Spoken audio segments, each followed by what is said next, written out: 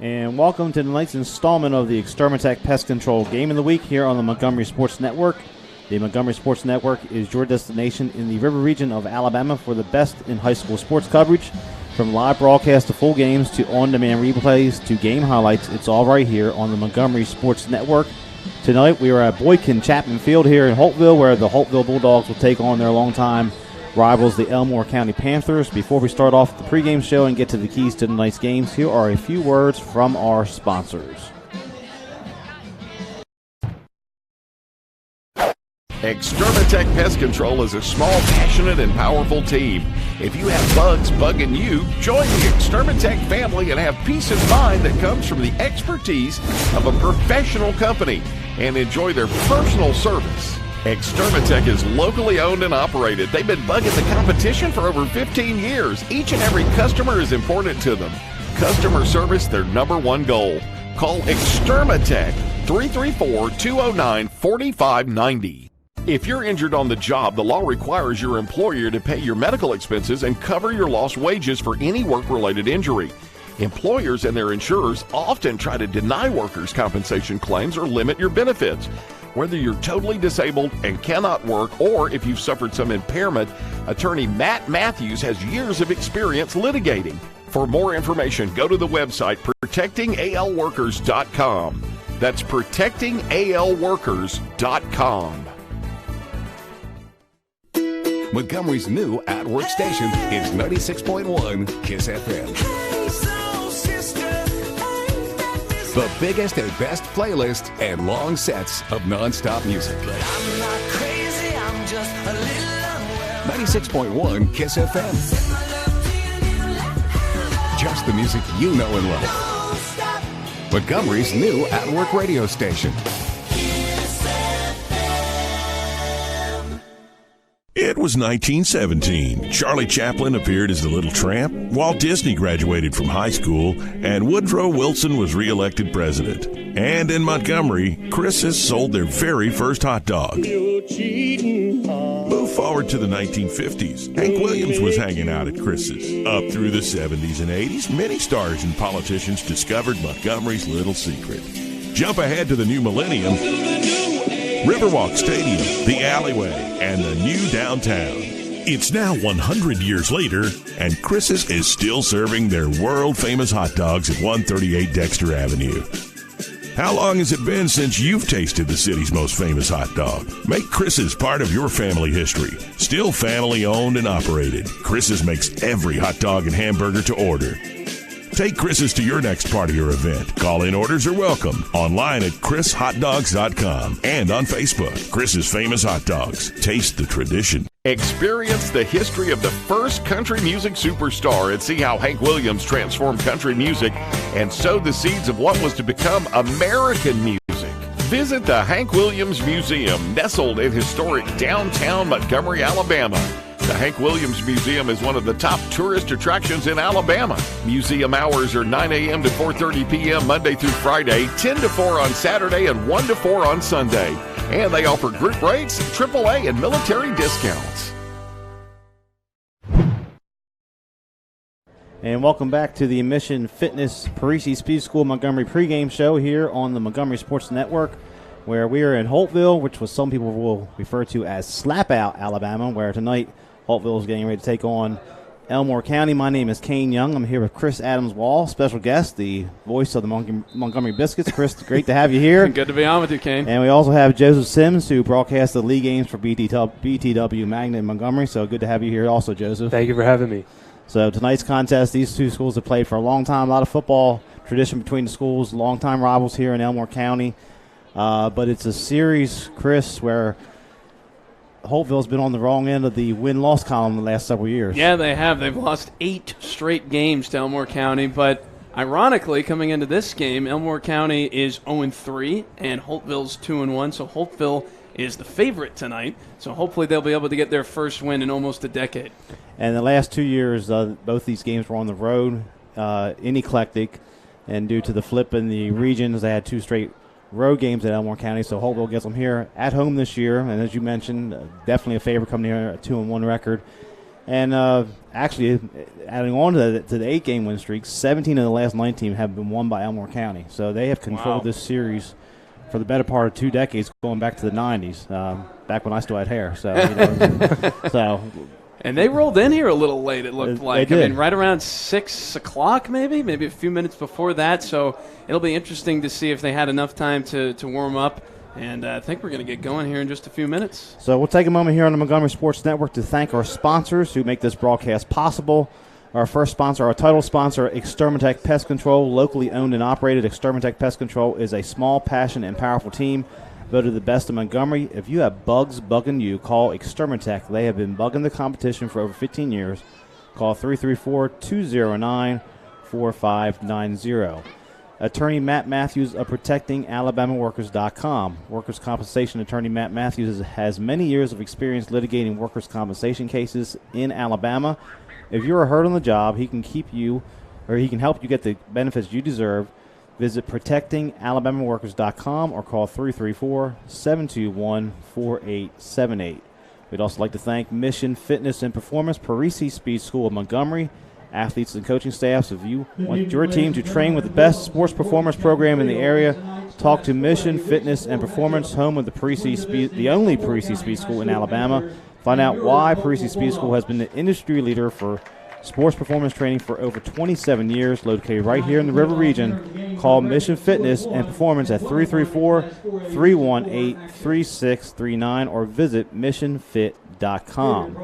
We'd also like to thank the Hank Williams Museum, located in downtown Montgomery. This 6,000 square foot museum is at 118 Commerce Street.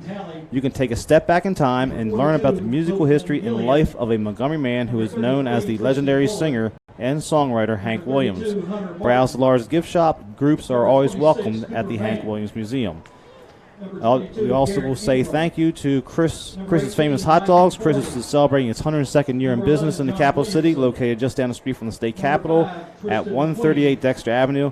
Chris also caters. Have Chris's Hot Dogs at your next meeting or event. Chris's Famous Hot Dogs, taste the tradition.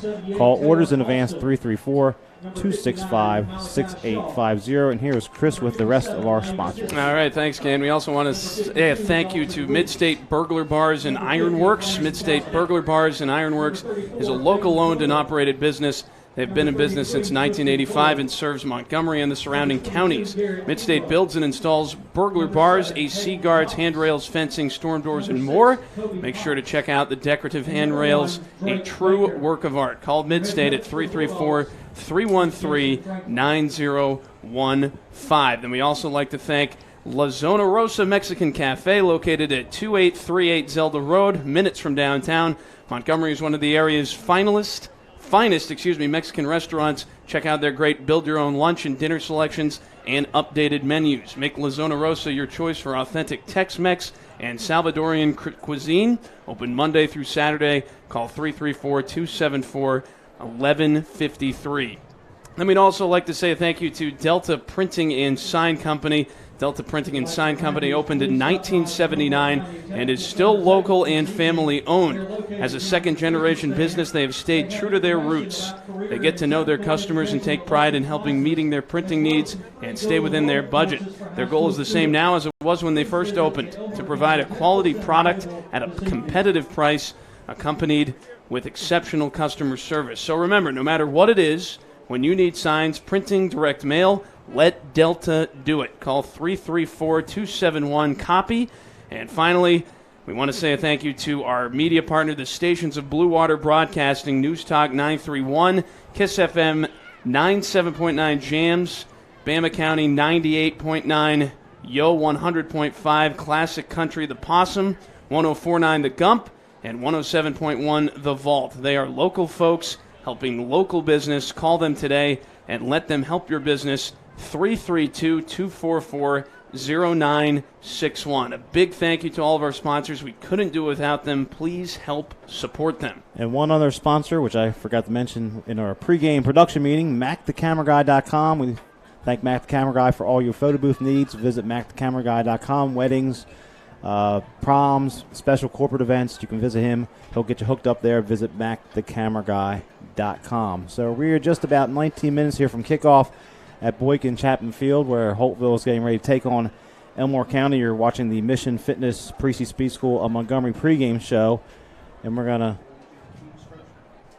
get into the keys to the game tonight between these two teams, between Elmore County and Holtville. We'll start with the visitors making their trip over here from Eclectic, coming in here with a record of 0-3. First key we're going to talk about tonight will be this being a helmet game. Yeah, well, we got the rivalry going as well. They obviously had a tough game last week versus Talladega, a 44-20 loss, but they also had 4 turnovers in that game, as you talked about earlier, Kane. And hopefully, if they can avoid those, they'll have a better shot at winning this time. Okay, it shows that no free gifts. I looked at the wrong sheet. So the second key for Elmore County will be quick start. Basically, the offense has struggled. They've had the lead in a couple of their games, but have not been able to maintain it throughout the entire course of each contest. Yeah, well, last week they put up 20 points. The week before that, they scored 27. And the week before that, they scored 18. But none of that has been enough. That's started their season with 3 straight losses, unfortunately. So hopefully they can continue to get some points, but they might need a little bit more against a team like Holtville. And third key tonight, heat issues. Weather's been 100 degrees every day this week. Yeah. We got winter here, like 85 this afternoon, 88. Right. So we're going to be in the 70s at kickoff night. So hopefully for both these teams, the fatigue factor that we've seen with cramps and some of the other contests will not be an issue like it's been the first 3 weeks of the season. Yeah, you and I were going over prep before this game started. I'm originally from Maine, so you said the heat problem, and I'm thinking, what is that? What's a heat timeout? I have no idea what that is. You know, we have a lot of snow up in Maine, obviously. But that'll be interesting to see. It feels okay right now. I mean, obviously we're inside, but it's been a bit more temperate over the last couple of days, and hopefully with the sun going down, obviously it won't be quite as hot as it was when the sun is out. And we'll now turn to the homestanding Holtville Bulldogs, and we'll start off with their keys of the game. The key for them, first, I mentioned this on the wrong one to start out with. That was my mistake, nobody else's, but this is a helmet game for Holtville. As we mentioned at the start of the broadcast, it's a series that they have not been able to scratch the win column lately. But, as you mentioned, Chris, they seem like a prohibitive favorite coming into tonight's contest. Yeah, and one other thing to note is Elmore County is traveling with just 38 players. They have only 38 players on the team. Obviously, you play 11 on each side of the ball, so they're a little short. But they've also won 8 straight, and even though they've started 0-3, there's some history with these two teams with them being so close geographically. So we'll see what happens. It's a big game for both clubs, I would say, because Holtville's trying to snap the losing skid, 8 straight losses to this team, and Elmore County going for their first win of the year. And the second key tonight for Holtville will be to contain the wing tee. The Delaware wing tee is the offense that Elmore County runs. It's not an offense we see a lot anymore in this day and age of high school or college football. No, it's funny because we were talking about Georgia Tech and how Kennesaw State, they run that triple option play. Wing tee, very similar. You can do a lot of things out of it. So, yeah, we'll see how that goes. And third key tonight will once again for the homestanding Bulldogs, the heat factor. It's turning into a nice night for high school football here. This is what we expect to see in late September. Yeah. Not the 100-degree heat we saw the last couple weeks. But they have more players, as you mentioned just a second ago. So that should be an advantage for them tonight as far as numbers getting players in and out. Yeah, I'm not sure how many players they have on their team, but it certainly looked like a significant amount more during warm-ups. So obviously, if some injuries should occur, which hopefully they do not, they'll be ready to go. They have a lot of depth, and they're at home, so we'll see how that goes. Okay, so we're going to take a quick timeout here on the Mission Fitness and Performance Precy Speed School pregame show. We'll be back in just a moment. We're about 15 minutes for kickoff between Holtville and Elmore County. Experience the history of the first country music superstar and see how Hank Williams transformed country music and sowed the seeds of what was to become American music. Visit the Hank Williams Museum, nestled in historic downtown Montgomery, Alabama. The Hank Williams Museum is one of the top tourist attractions in Alabama. Museum hours are 9 a.m. to 4:30 p.m. Monday through Friday, 10 to 4 on Saturday, and 1 to 4 on Sunday. And they offer group rates, AAA, and military discounts. I had a dream, a beautiful dream. I couldn't believe how real it seems. Up on stage, in a field of green, on the winding river, and a song you'll sing when I wake up. see you here in Montgomery, where dreams come true. Can I tell you a cat joke? Just kidding.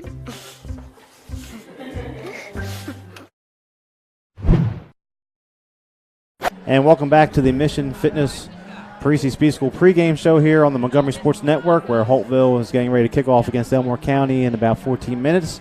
We'll talk about some of the players on the team here. We're going to start with Holtville. Joseph, Holtville's had to replace a big player last year, and now they have a couple new guys at quarterback working in. So who are they looking to replace from last season? Well, Holtville had a big running game last year, and, that they had a good season last year. And so, obviously, when you're coming into a rivalry game like this, you really want to make a big splash early, especially when it's a home game. So you don't know who they're going to look towards right now just because of the injury factor and the fact that it's still relatively new to the season. So really what you're going to look for is a running game to steady that crowd and steady their players and their minds. Yeah, the quarterback situation, we're not sure who's going to start tonight. It could be Drake Baker, it could be Braxton Buck. The big running back this year for them has been Colby Potts. He's transferred in from Edgewood Academy last week, had a huge game on the road. What were some of the stats he had in that game, Joseph? Well, he had 23 carries last year for 123 yards, obviously a huge game, and they'll be looking for him to carry the rock a lot more this week just to keep him healthy and keep him up to date. And, this is, like I said, this is a big rivalry game, and Elmore has not had the stoutest run defense, so obviously they're going to want to feed him the rock. And for Elmore County, a quarterback tonight, we expect to see Dylan Weaver, but in the pregame we saw another player warming up, also throwing, so maybe who was that other player besides Dylan Weaver?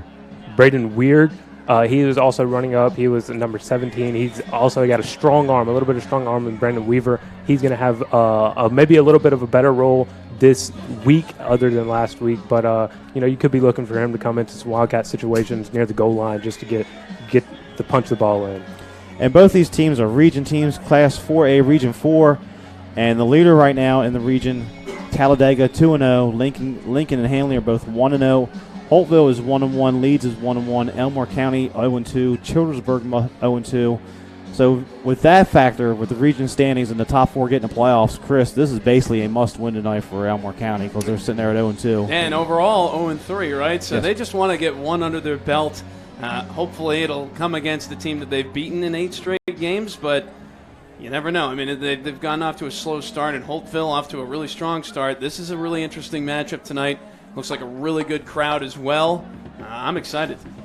And getting back to what Joseph said about Holtville last year, Holtville made the playoffs last year for the first time in several seasons and played Montgomery Catholic, a team we've seen the last few weeks on Montgomery Sports Network. So from their standpoint, a win tonight will potentially put them in position not only to make it back into the playoffs down the road, but also host a playoff game here at home, which they have not done since the 1990s.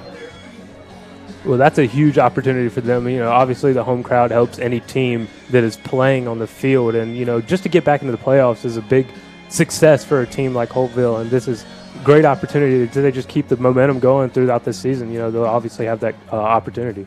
So for Holtville on the season so far, they opened the season with a 41-0 win over Coosa Central, lost to Hanley here at home 34-6, and then defeated Childersburg 28-20 last weekend. Was technically week 4. For Elmore County, they lost their first game to Marbury 35-18. They lost the Leeds 33-27 and fell last week to Talladega with 4 turnovers 44-20, but they had the lead in 2 of those 3 contests. As it looks like we're going to have a joint national anthem here between the 2 schools, so we'll listen into that as the bands from Elmore County and Holtville will play the national anthem. The Holtville High School Green Machine Marching Band and the Elmore County Maroon Machine.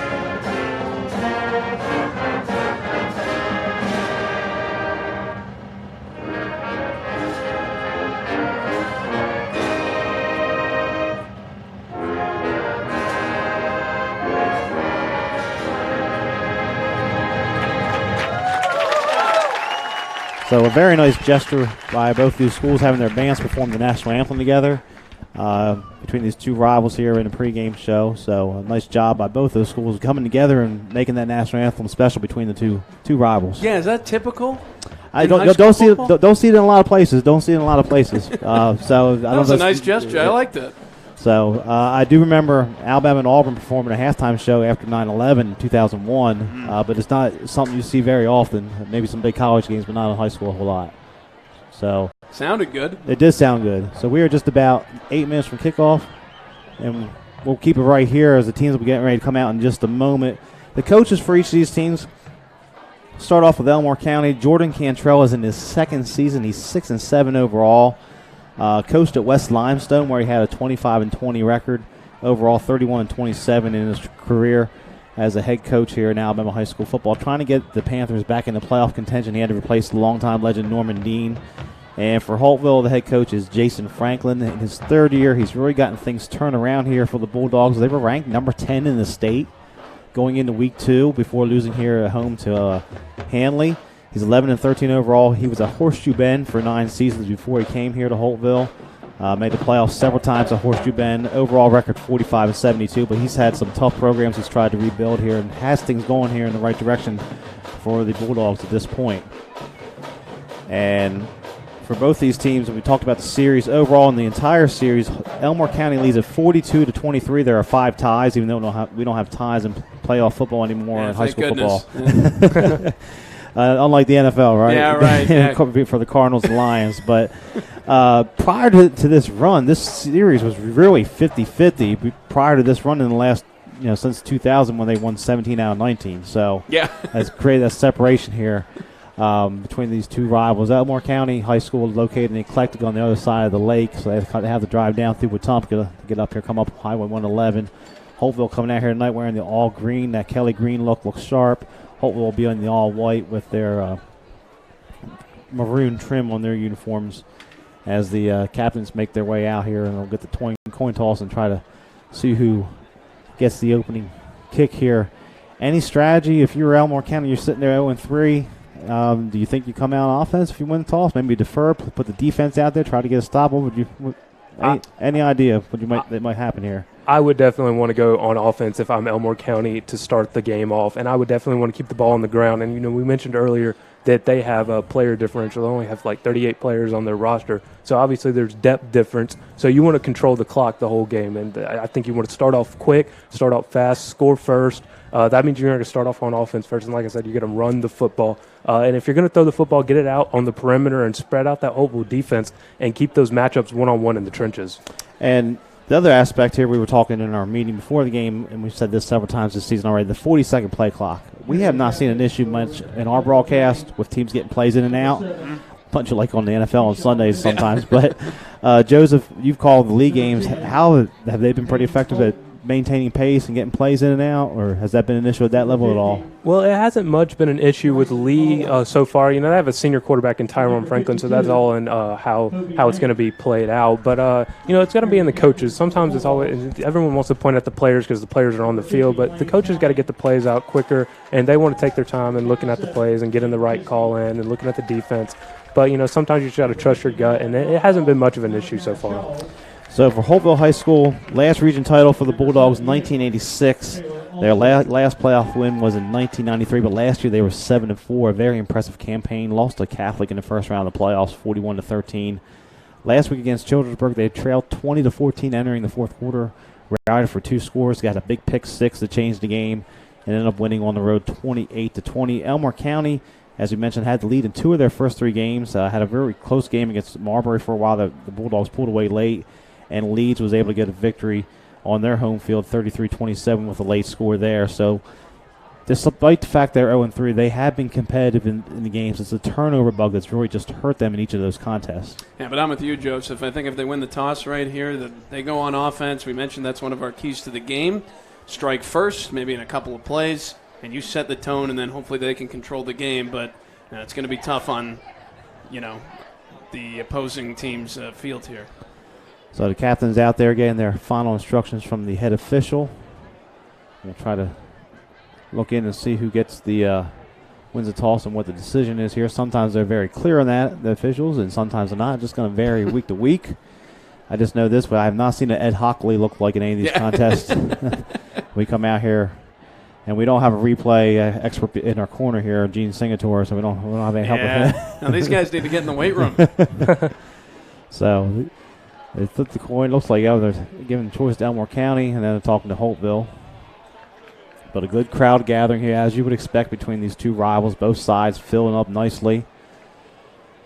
And it looks like Elmore County is going to receive the football. So as you called it, Joseph, Elmore County is going to go on offense here first and try to put some points on the board and get this thing started. We're going to take a quick timeout. We're just about 2 minutes from kickoff. We'll be back in just a moment. You're watching the Precy Speed School pregame show on the Montgomery Sports Network.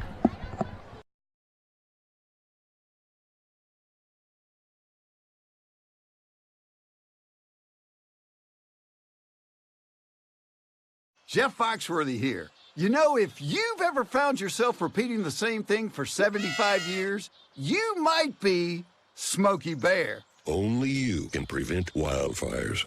Well, thing is, there's a lot more to say. Like if you've ever found yourself burning yard debris and then walking away, well, you might be starting a wildfire. So for the love of the outdoors, go to SmokeyBear.com to learn more about wildfire prevention. And welcome back to Boykin Chapman Field, the Extermatech Pest Control game of the week. About to get underway here on the Montgomery Sports Network as Elmore County has made their way onto the field. And off to our left, the Holtville Bulldogs taking their time and coming out here in their all green as the big crowd has gathered here to slap out for the nice contest. This is true Alabama high school football here. Two longtime rivals within the county playing each other. One trying to snap a long losing streak. One trying to find their first win of the season. Both trying to make up some ground here in region play in Class 4A Region 4. So a lot at stake for both these teams tonight. See a lot of local television crews down here. It tells you the magnitude of this contest. As both these teams get ready to kick it off. Holtville's going to kick off, and Elmore County will be receiving the ball first on offense. So for Elmore County, looking ahead, after this week they go on the road again to Dadeville before they come back home to take on Hanley. For Holtville, they'll have a non-region game at Dallas County next week. Then they'll be home for Lincoln, which is all of a sudden turning into a big game with Lincoln sitting there with a undefeated record so far in Class 4A region play. A lot of noise below us. You're here. A lot of cowbells, so huge crowd gathering. The end zone's filling up. People sitting down there. That's another thing we haven't mentioned is the cowbells for Holtville. That's a huge factor in a game like this, especially for coming on the road. That really affects the how you're going to receive the call and the signals from the coach. So we need a Christopher Walken fathead in the stands here. I'm not seeing one quite yet, but hopefully later. Back deep is number 7 for Elmore County, Keyshawn Benson. He's the deepest man. Also has 17 back there, which is backup quarterback, isn't it? Brody Ward, yep. And they're going to sky kick this, and it's going to be a fair catch call for over there by Holtville, and they're going to get the ball near the 35-yard line. So a little pooch kick. Sometimes it works, sometimes it doesn't, but usually 9 times out of 10 it's not going to work. But that one time they're playing for a fumble. Maybe nobody making a decision about the fair catch, but the Bulldogs, the Panthers will get the football first, and they'll come out in that wing T look. A good field position to start. 35-yard line, 1st and 10 for Elmore County out of Eclectic. They'll come out in the wing T, like you said. We don't see that a whole lot here in Alabama high school football, and there'll be some shifting. The formation, tight end flip over to the left. Going to be a toss here to the near side and some running room here quickly. Coming out, having the first down, lowering the shoulder, racing across midfield is number 7, Keyshawn Benson. A big first play, gain of about 17 and a first down for Elmore County. Good tone setter right there. About a 15-yard gain, a little bit more, looks like 17. And Elmore County already on the other side of the field. So the formation flip, they get the quick pitch and a sweep. 17 yards, 1st and 10 for Elmore County. They're out of the huddle again quickly here. They'll have a wing back in there, number 20, Ethan Greer. Patrick Brown, 28, also in the backfield as they shift the formation again. Number 10, Hayden Holton, the tight end. And there's some movement up front. It looks like Holtville jumped off sides. And that's And if you're Elmore County, you can't script it any better than that to start off this contest. Oh, that was perfect. Couple of plays. Well, not even just one play. Now the penalty. And they just keep on moving down so far. So 5 yards, a free 5 yards, and it'd be 1st and 5 for the Panthers. Delaware wing tee requires a lot of discipline. If you start blitzing, they start hitting gaps. It gets out, it gets loose. So when it gets uncontained, it's hard to get it back in the bottle. As a handoff this time, this is going to be Brown on the carry, working the left side. Falls forward for a couple down to the 41. Bring up 2nd down and about 3.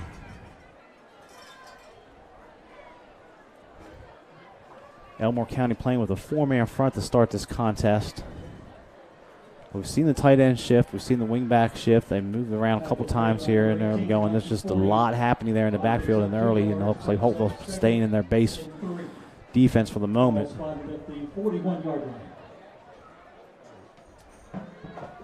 There's a handoff this time. The 1st down, and he's loose. Benson down the right sideline. He's got to take it all the way into the end zone. 5-4-3-2-1 touchdown for Elmore County, just like that. 41 yards for Keyshawn Benson on the cutback, and the quick strike, as Joseph, you called it in the pregame, is just what the doctor ordered for Elmore County. 5 plays all on the ground, 2 to Keyshawn Johnson, 3 plays, but really didn't really spread the ball around as much as I thought they would. But Keyshawn Benson carried him all the way down. Zachary Jones in to attempt the extra point. The holder is Brody Ward, and the kick is up. And it's good, and Elmore County out in front, 7-0. And if you check your screen here, you're going to get a replay presented by Matt Matthews, protectingalworkers.com. On that touchdown run, the 41-yard run by Benson, able to cut it back against the defense, get into the 2nd level, and he was loose and untouched for the score. Holtville really didn't play their gaps well right there. They really lost containment on the outside, and Keyshawn Benson cut it out there, and it was just a foot race from there. We see now that he can run it both between the tackles and on the outside with that pitch for the first play. So Elmore County strikes first in this rivalry. And again, we mentioned in the pregame, the helmet game, psychologically, you're playing a team you haven't defeated in a long time. And all of a sudden, you're not even 2 minutes into the game, and you're behind quickly 7-0. Yeah, we got fans trickling in right now. They're probably showing up saying, we're losing again to this team? Oh, man. But it's early. So Jones will kick it off. Potts is the deepest man, standing at about the 10-yard line for the Bulldogs.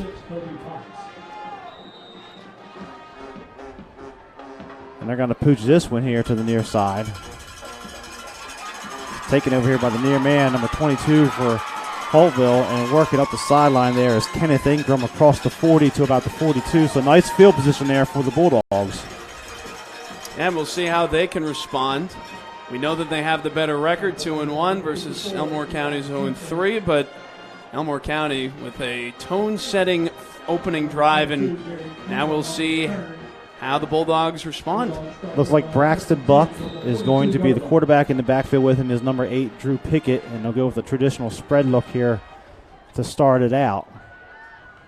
And looks like shoes on the other foot this time as Elmore County jumps offside, and it's a free 5 for the Bulldogs. Little early game jitters in this rivalry. And they're doing push-ups on the field. Look at that. I hear you. And so it don't look like the umpire's happy because he knocked the ball off the spot. But player doing some up downs or push-ups there for jumping off sides. Hey, following the orders, as Chris says. So it's still 1st and 5 here for the Bulldogs.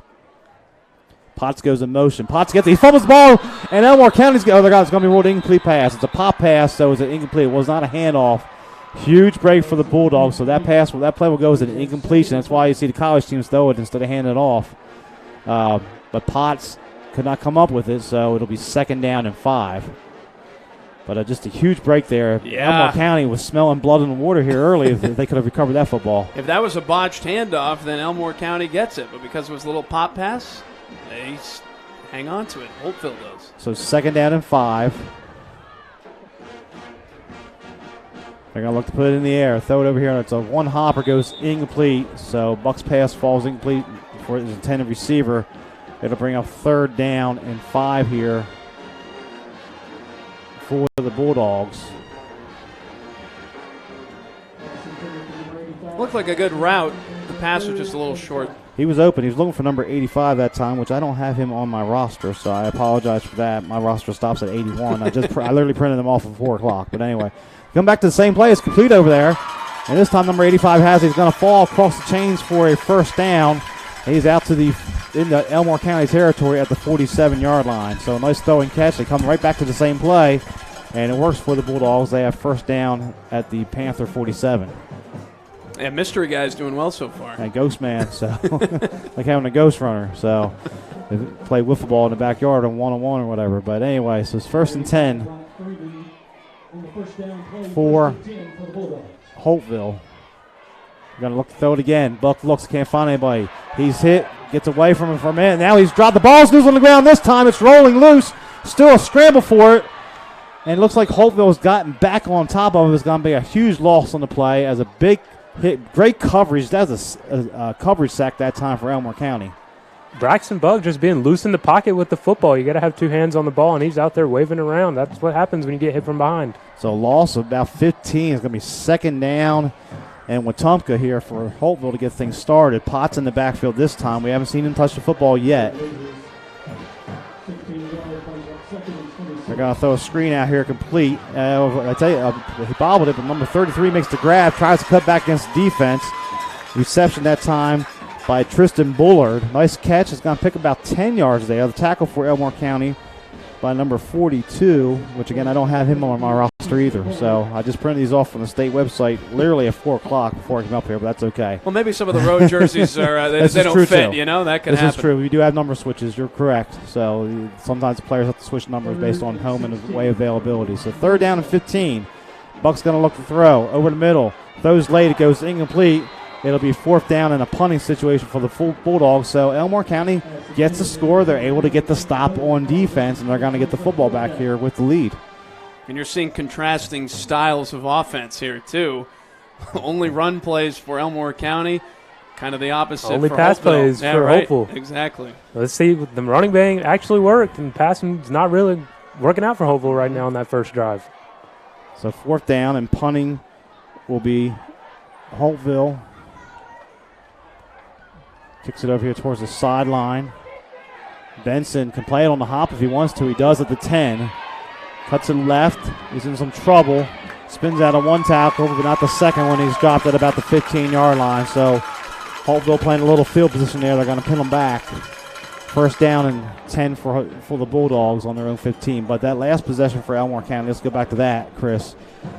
Pretty much had whatever they wanted to on the ground on those first 5 plays. Yeah, they did. Just 3 rushes and the penalty. And they moved forward every single time. So now we'll see with them pinned back this far if they can replicate a drive like that. See if Holtville stacks the box here on this second drive. So first down and 10. Again, we'll have Benson in the backfield with Brown. Brown 28, Benson is 7. Quarterback is Weaver. They'll give it again. Let's try that left side. It's going to be Benson, and not much happening there. Might have made it back to the line of scrimmage, and that's it. Second down and long for Elmore County. The one thing, though, and I'm sure Holtville's coaching staff had a problem with this, is simulating the speed that Elmore County will run this offense with in practice this week. Yeah, no doubt. But you saw right there, a lot of gang tackling there up along the line. They didn't get much, if anything. So hopefully Holtville's starting to catch on. Interesting that they do the hurry-up offense with such few players in the heat out here. This time going to be a quick toss. Benson trying the left side. Has some blocking out there from the receiver. There's a flag that came in behind the play by the head official. And that's in the area of offensive holding as Benson races out across the 30-yard line for the moment. But that's the same play they started the game on and picked up about 17 yards. This time it's going to come back, though, it looks like. It is holding against Elmore County, so they'll march this off on the spot foul. It was a pretty high toss there by the quarterback Weaver, too. He's going to have to keep that a little bit lower, I think. If he had gotten that to him more direct and there hadn't been a flag, I don't know. Looked like he might have had a bit more space. So they got to march this off all the way back to the 5-yard line. So it'll be second down and 20 7:18 left first quarter. If you're just joining us, Elmore County struck first on a 5-play drive. They lead us 7-0. They just forced a punt. Now they're deep in their own hole here, shadow of their own end zone.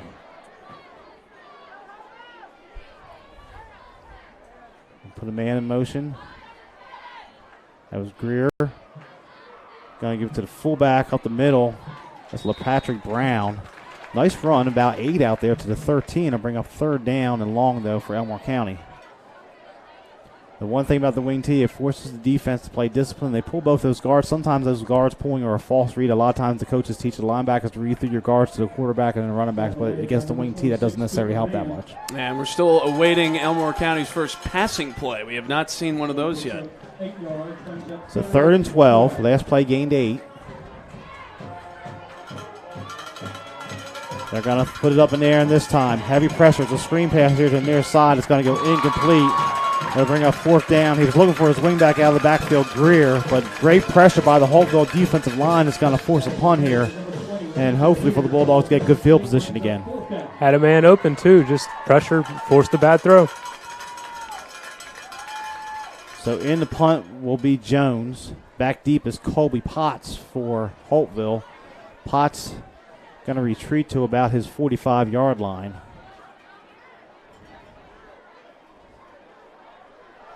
Play clock still has 15 on it. Playing time here for the Panthers to get the snap off. Good snap. It's going to be returnable off the bounce. Potts is going to play it on the one hop. Try to work the right side, but a nice open field tackle for Elmore County. Number 50 stepping in there, Bryson Caudle, making the play because it looked like Potts had the sideline there for a moment. Yeah, it did. He made a nice snatch of it, too. If he does not field that one cleanly, then that ball's loose, and it might have even gotten behind him if he didn't read it quite that well. So 1st and 10 for the Bulldogs. They're going to start out on the 40-yard line. This time, Drake Baker's in a quarterback, and we're going to have the mandated heat timeout here. So we'll take that break with them. Our score, Elmore County 7, Holtville nothing. You're watching the Extermatech Pest Control Game of the Week on the Montgomery Sports Network.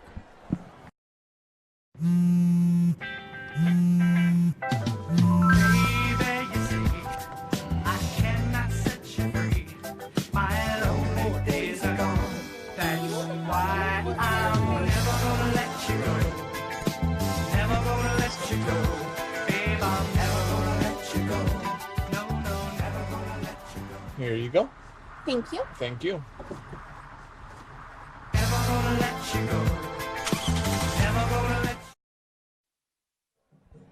And welcome back to the Extermatech Pest Control Game of the Week here on the Montgomery Sports Network. My name is Kane Young. I'm here with Joseph Sims and Chris Adams-Wall. And a good start to this game for the Panthers get things started off, but the Bulldogs trying to answer in the score now with this good field position.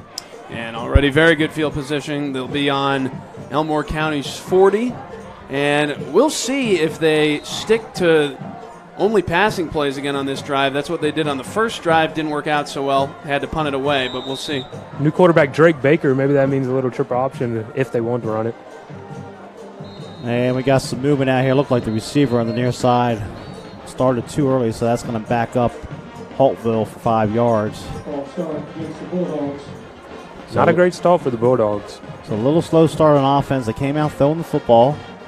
And this time, we'll see if they go back to the ground game again. It was Potts that was highlighted in the pregame, had 23 carries for 123 yards last week against Childersburg. We had a nice punt return there just a moment ago. So it's 1st and 10. Trips to the near side for the Bulldogs.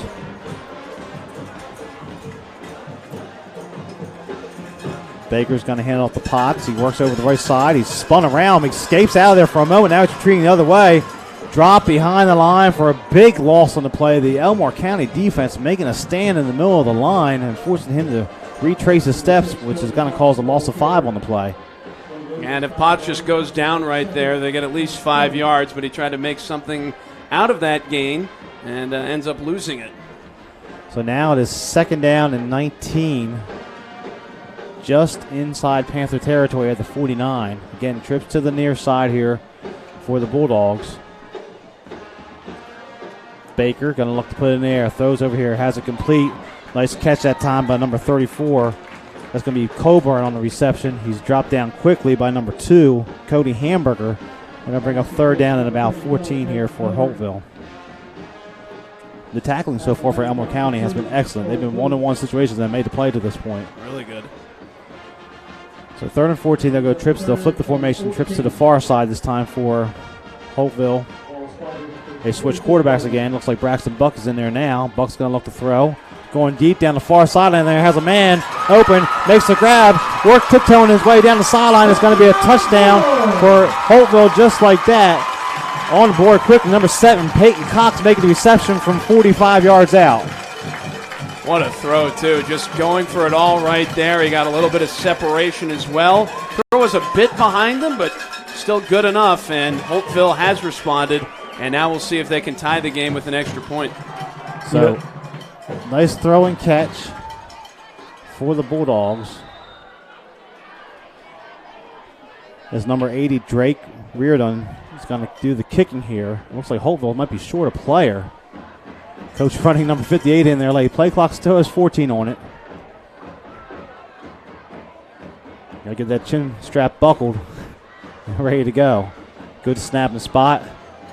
Kick is away. And it is no good wide left. So we'll keep it right here. And again, look at the Matt Matthews protecting ALWorkers.com replay. As Braxton Buck puts it up in the air, and a nice catch by Peyton Cox down the right sideline.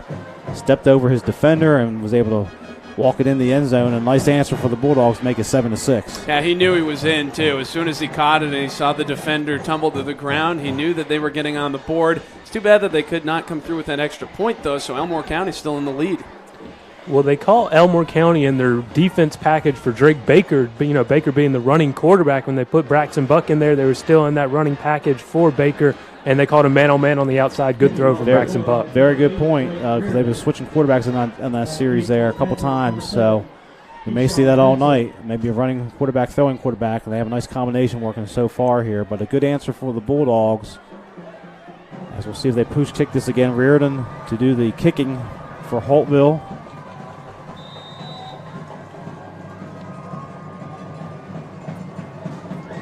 Going to try the right side this time. It's returnable. It is picked up by number 10. That is Hayden Holton, and his trouble with the catch prevents him from picking up major yards. He's going to, again, decent field position starting out on the 37-yard line, though, for Elmore County much better than they had on the change of possession. I wonder if they're doing that pooch kick on purpose, or he just doesn't have enough leg strength to make it down the field. You're giving Elmore great field position for free. In the warm-ups, they were practicing that pretty religiously there, so that might just be their style, and hey, we're going to play from there. It prevents a big return, though, also. So this time they come out with that more traditional flex bone look for the moment. 2 wingbacks on each side. They're going to motion Benson, but they're going to hand it off to Brown, and Brown is loose. Finally, the safety brings him down to the second level, but it is LePatrick Brown racing for 12 yards on the first down off the left side for Elmore County. His first carry of the game, he was itching to gain some yardage. So Webster on the tackle for the Bulldogs. That's a Parisi Speed School first down for Elmore County. So 1st and 10 at the 49. Again, back to the wing T look. The tight end and the wing back to this side. It's Holton and tight end. Allen, the receiver on the far side. A lot of movement here by Elmore County in the early going. So the inside handoff reverse, and Holtville was all over that. They were trying to sneak Greer on the double handoff inside, and the Bulldogs would have none of it. As number 72 making the initial contact. And again, I don't have his number on the roster either, so I apologize for that. Bring up 2nd down and 11 for Elmore County. Well done by the Bulldogs there. That's the most fakes I think we've seen on any one play for Elmore County so far, but they read it like a book, and they pushed him back a little bit. Number 57, Lane Batisky. So check that 2nd and 11. He loses 1 yard, brings up 2nd and That's 11. a staple of the wing T offense, the inside double handoff, and Holtville played it perfectly. This time Benson, right side has some room. He's being dragged down from behind, spun around across midfield. It'll bring up 3rd down and about 7 or 8 here for Holtville. looked like number 26, Cooper Mann, on the tackle. And that was an impressive tackle, too, because the running back had the momentum going, kind of had him wrapped up and could have let him go, but stuck with him and brought him down. So 3rd and 7 as we are just under 3 minutes left here in the first quarter. It's Holtville 7, Elmore County 6 at the Bulldogs' 48-yard line. Keyshawn Benson having a lot of success on that right side. We'll see if they go back to it here on this 3rd down. They look at the pass. Weaver throws it out here. Has Brown. Brown makes the catch. He's going to have the first down. He's knocked out of bounds near the 40-yard line. So the first completion of the night for Elmore County, as Weaver is able to hit Brown out of the backfield. What can Brown do for you? He picks up a Parisi Speed School first down just like that with 2.5 minutes left in the first quarter. It's a good throw by Weaver, too. A lot of composure right there. He had the pressure coming, was able to dump it off, and they are moving along again. So 1st and 10 at the 40. Elmore County trying to answer that score by Holtville, putting together a nice drive here with back-to-back first downs. This time they have the formation overloaded to the left, but they give it to Brown straight up the middle. Brown again being dragged down from behind, but not before he picks up positive yardage of 6 yards on first down. That's Cooper Mann again. Had him wrapped up, stuck with him. Good play out there. So 2nd and 4. Elmore County has things working here with this wing T. It's a very hard offense to stop when it's clicking. You know, if it gets loose, it's tough to contain. Got to keep it from getting too loose at this moment here. 2nd and 4 as Elmore County's moving into 4-down situation should the situation warrant at this point. This time, Benson working the left, has the first down, runs over one defender and plows forward down to the 26-yard line. So it's 8 yards and another Parisi Speed School first down for Elmore County. But Benson and Brown, you know, kind of having their way inside and out right now. Nice combination working for the Panthers. All starting up front with the blocking scheme and what they're doing on that 4-man base for Holtville. They're really manhandling, basically, is the only word you can use for it, what they're doing in the trenches. A lot of eye candy in the backfield with the motion, the movements at the moment. Now this time Elmore County, or excuse me, Holtville moves their linebackers up and their safeties.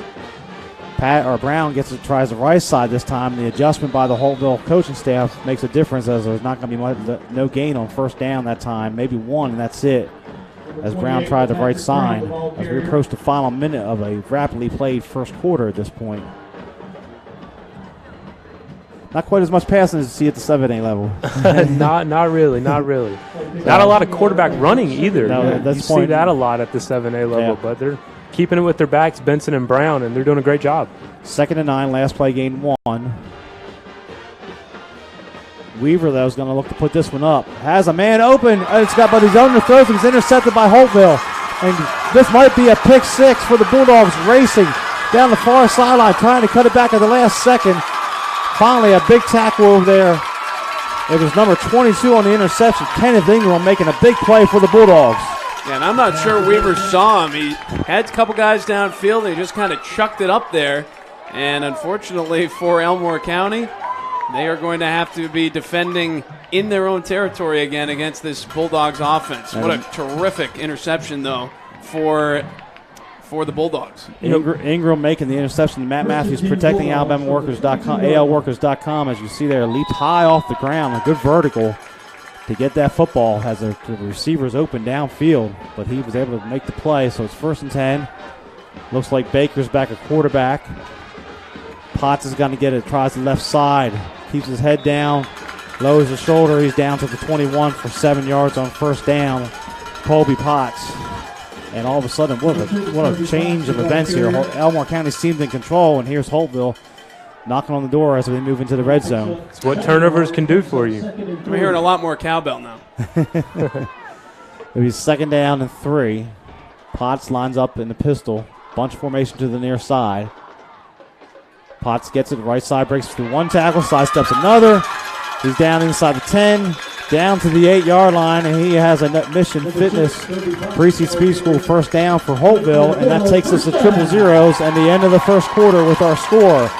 Elmore County 7, Holtville 6. You're watching the Extermatech Pest Control Game of the Week. Extermatech Pest Control is a small, passionate, and powerful team. If you have bugs bugging you, join the Extermatech family and have peace of mind that comes from the expertise of a professional company and enjoy their personal service. Extermatech is locally owned and operated. They've been bugging the competition for over 15 years. Each and every customer is important to them. Customer service, their number one goal. Call Extermatech 334-209-4590. La Zona Rosa Hillwood Mexican Cafe, located on Zelda Road, minutes from downtown Montgomery, is one of the area's finest Mexican restaurants. From our great lunch selection and value to our tablecloth and candle evening atmosphere for dinner, La Zona Rosa has something to offer all connoisseurs of fine Mexican dining. Come on down today and enjoy some great Mexican. La Zona Rosa Hillwood Mexican Cafe on Zelda Road, minutes from downtown. And welcome back to the Extermatech Pest Control Game of the Week. My name's Kane Young. I'm here with Chris Adams-Wall and with Joseph Sims as we have Holtville knocking on the door, first and goal at about the 7-yard line here after the big interception by Ingram. They got motion, the fullback. Potts gets it. Right side has a huge hole. He's going to take it in. And Colby Potts goes in from 7 yards out, and a touchdown for Holtville to take the 12-7 lead here on the first play of quarter number 2. Well, Holtville's offense has been all Potts on the ground. He's had all the carries, and he gets the first touchdown on the ground for Holtville. I parted the sea for him on that one there. I don't think he was touched. Great blocking by the right side of the line for the Bulldogs. It looks like they are going to go for 2, or they're going to line up to kick it. I wouldn't blame them if they went for 2, though. 12-7 game. Reardon on to attempt the extra point. The last one went wide left. Good snap and spot. Kick has the distance, and it is good. So our new score is 13-7 in favor of the Bulldogs. As you take a look at the Matt Matthews protecting ALWorkers.com replay, as Potts worked that right side of the line, and Chris, as you called it, virtually untouched on the off-tackle play to the right. Yeah, and if they can get more blocking like that, it's going to be a long night for the Elmore County defense. So it'll be first and 10, or excuse me, get ready for the kickoff here for Holtville. Elmore County had the nice drive on the ground. They tried to sneak the pass there on second and short. Didn't work out the way they wanted to, but here again, you're sitting there 0-3. We talked in the pregame about how they had the lead in a couple of their first games, couldn't hold on to it. Same thing so far happening tonight. Now it's on to this offense to try to answer the call here since Holtville's retaking the lead. Well, Elmore's down 13-7, so you got to stick to your game plan, and their game plan is running the football. Just because you're down doesn't mean you have to change what you practiced all week, and what you practiced all week was the wing tee offense, and you need to stick to it instead of trying to change your whole offense and get Brandon Weaver on the outside or making a pocket passer. He threw that interception, but Dylan Weaver, but he threw that interception, but you got to just get your confidence back up and stick to what you practiced all week. Another pooch kick here, fair catch call for over here, and they dropped it. The ball's loose. It goes out of bounds, though. A break for Elmore County. The whistle blew. It was an inadvertent whistle, but fortunately won't be controversial because it goes out of bounds. So Elmore County will start out on their own 27-yard line, 26-yard line, depending on the spot here from the near sideline. But that's why you see that pooch kick. Players who are not used to returning the football have to get their hands on it. Most of those guys are usually blockers, maybe some linemen back there. And every one of them is not going to go for a fumble, but at that time, that could have been disastrous for the Panthers. Very lucky for Elmore for that ball to go out of bounds. So here we go, 1st and 10. They'll start out on just across the 26-yard line. Again, Benson and Brown are the running backs. Greer goes in motion to the right side. Benson gets it. Nothing happening that time. Number 32, Matthew Kemp, and number 6, Colby Potts there in the medium head on. It's going to be a loss of 3 on first down for the Panthers. Potts playing a little defense, the running back is. A lot of these players at the lower schools will go both ways. Sometimes they'll spot play, maybe take a series off, a couple plays here, a couple plays there, especially with some of the linemen working both ways. So bring up 2nd down and 13.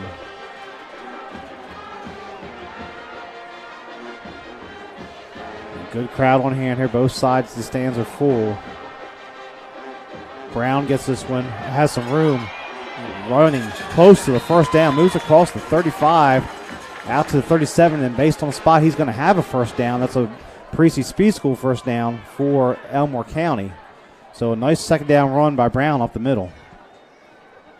Yeah, it was looking like Keyshawn Benson was going to have the big game, but now it's looking more and more like Brown might be the main guy here for the Panthers. Well, it's definitely good that they're spreading that ball around. You don't want one player to have too heavy of a load in this type of game. First and 10 at the 37.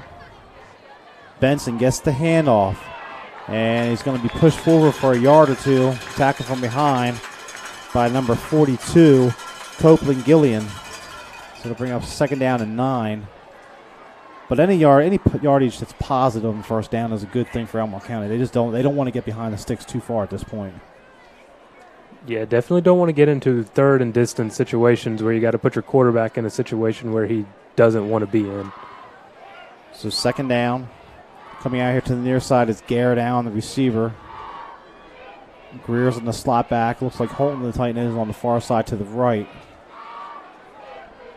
And they're going to give this to Brown. Nothing happening there. Went to a little belly handoff, maybe a yard. Bring up third down and about 8 here for Elmore County.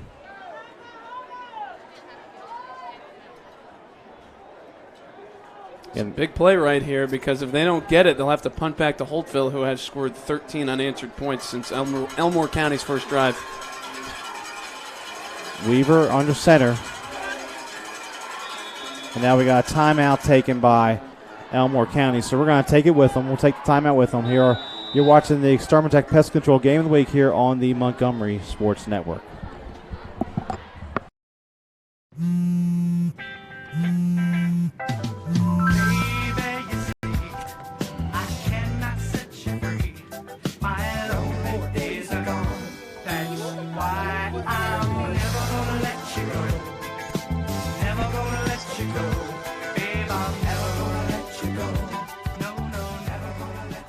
Here you go.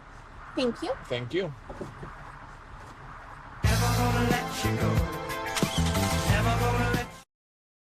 And welcome back to Boykin Chapman Field, where Holtville leads Elmore County 13-7.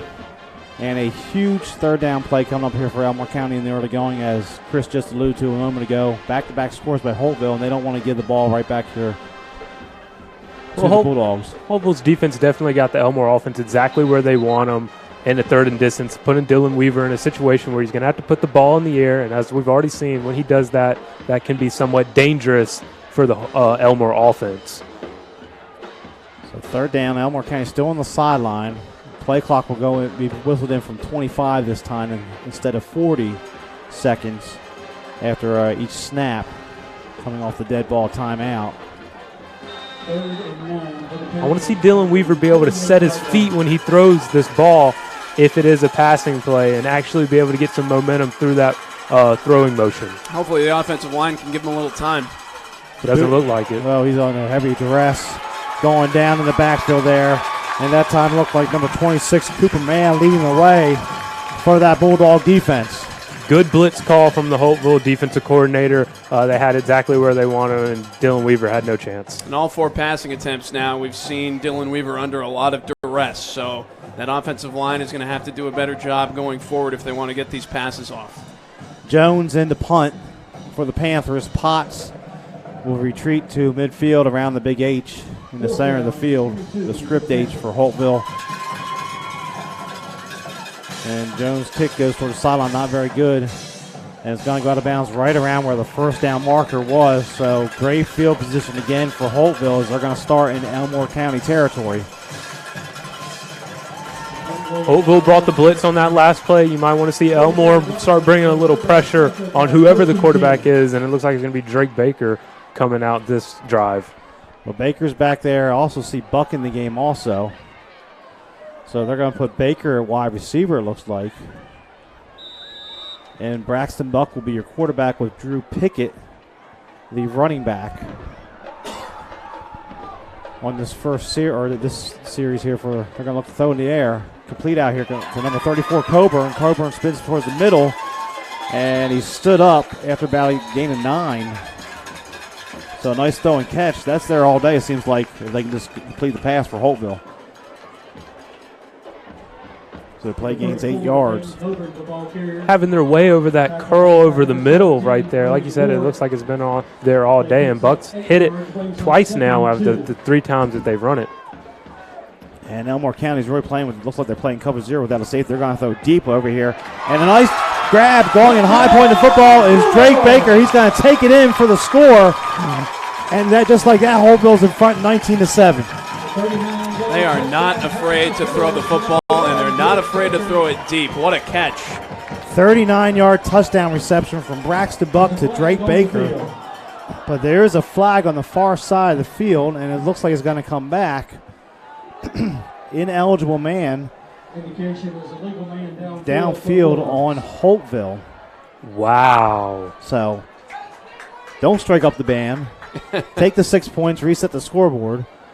And we're going to march this back. So it had to be in the formation. It was just a simple throw and catch. So someone lined up wrong. Someone was covered up and went downfield, apparently. Yeah, that was too quick of a play. Like you said, it had to be in the formation. Too quick of a play for a lineman to be able to get downfield. So second down. We're going to march this back. And the head coach, head coach Franklin wants an explanation as to who it was. And they give him the number from the far side of the field. It's not like a goal you see in soccer, and then a crowd goes nuts, then all of a sudden the referee has the offside flag up. So the march it back, second down and 7. But again, Elmore County looks like they're playing cover 0. They have walked up their linebackers. They're manning up on the outside here. They're going to look to throw again. And that's going to be intercepted. Intercepted for Elmore County, and racing the other way is number 17, Brody Ward. He might take this one all the way. Oh, there's a block in the back. I don't see a flag, though. And Brody Ward goes all the way in for the score, a 60-yard pick 6. And there's the flags come from behind, so the official that had it happen right in front of did not throw the flag. As but everyone else saw it. Everybody on the home side here saw it clearly. So 6 points, and it wasn't necessary. He had to clear the pack that time. It would have been an easy touchdown. We'll go back and look at them. Matt Matthews protecting ALworkers.com replay. I don't know what Braxton Buck saw right here. I guess he's going right back to that curl route that's been there all day, but Elmore, defensive adjustments, got him the pick right there. And Brody Ward had it cleared. You can see there the block in the back on the defensive end. Yeah, that is an unnecessary block in the back, too. I mean, he had the guy penalties. Burned, yeah. Hate to see those type penalties. That's going to be a rough film session on Monday for that young man. I feel bad. He didn't even have to touch him. No, it was a good play by Ward, but a big momentum shift. Still in the favor of Elmore County, something they needed. It looked like they were just down 2 scores a moment ago. Now they have the ball in good field position. For the moment, it looked like they were going to be able to retake the lead, but they'll have to do it on offense here. As they'll start out on the Bulldog 38-yard line. Benson, right side, runs through an arm tackle, but cannot escape the second man. It looked like number 32, Matthew Kemp again, but there's a flag on the play, or excuse me, a flag on the field on the far side. This is now 3 straight plays with a penalty.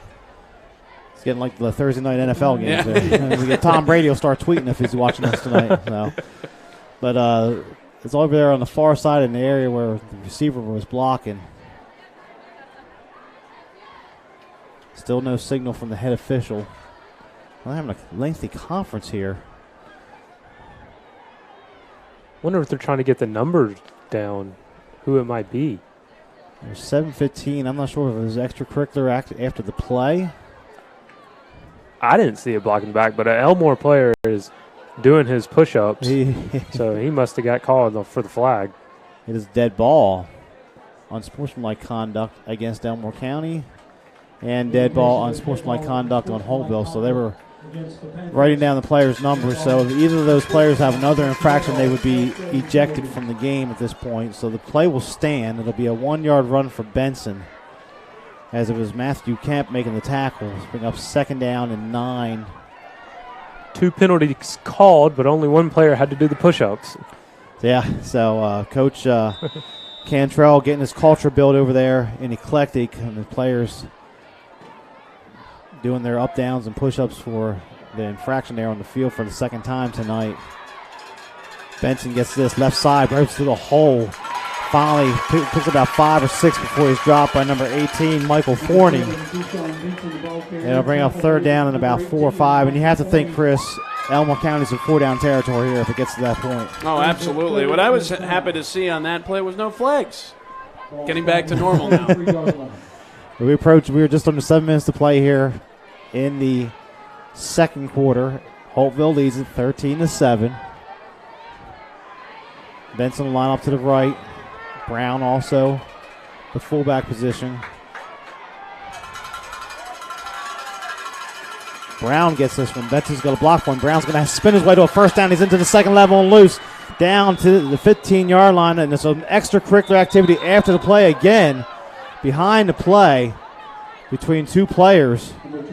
Rivalry game, getting to these guys. I mean, you got to. It's a mind game after the play, after the whistle's blown. Emotions running wild here at the moment. But talk about that Brown run. He looked like Eddie Lacy with that spin move.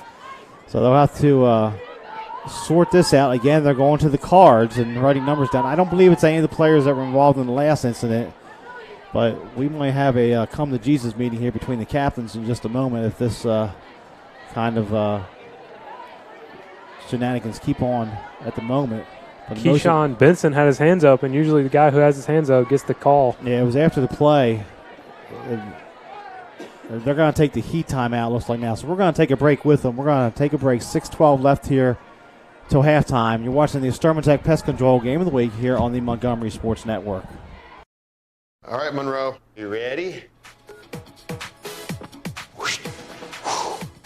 Monroe. Here we go, the butterfly.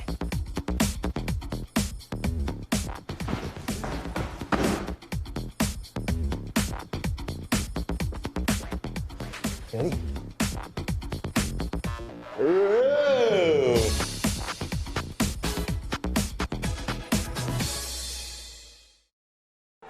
And welcome back to the Extermatech Pest Control Game of the Week.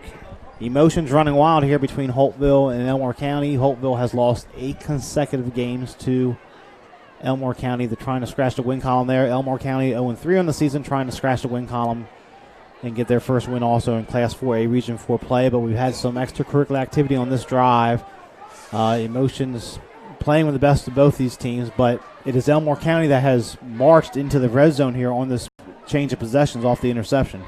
Well, you know, if they don't get this touchdown, it's really just you're going to look at after the game. You're going to look back and say, "Man, that blocking the back penalty on that kick interception return really hurt us."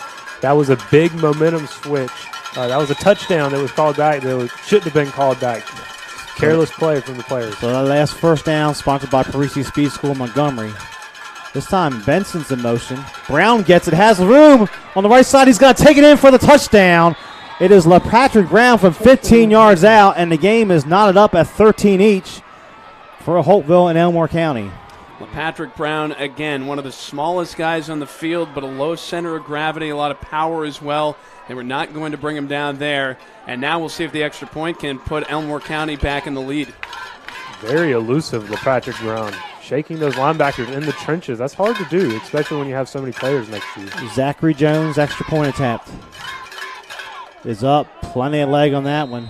And it's good. And Elmore County answers to take a 14-13 lead with 5:57 left in the third quarter. As we'll look again at the Matt Matthews ProtectingALWorkers.com replay.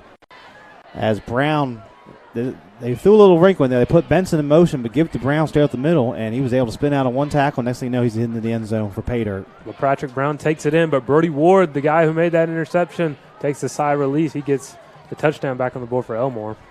So, very entertaining game here. The emotions getting the best of both teams a little bit on that drive. We'll see if we can get that cleaned up. You expect that in a game of this magnitude. Two schools that have played each other for essentially 70 years plus. So, Elmore County with 8 wins. If you weren't with us on the pregame show, our first question is, where were you? You should have been here. But secondly, it should be you should have been here earlier. But in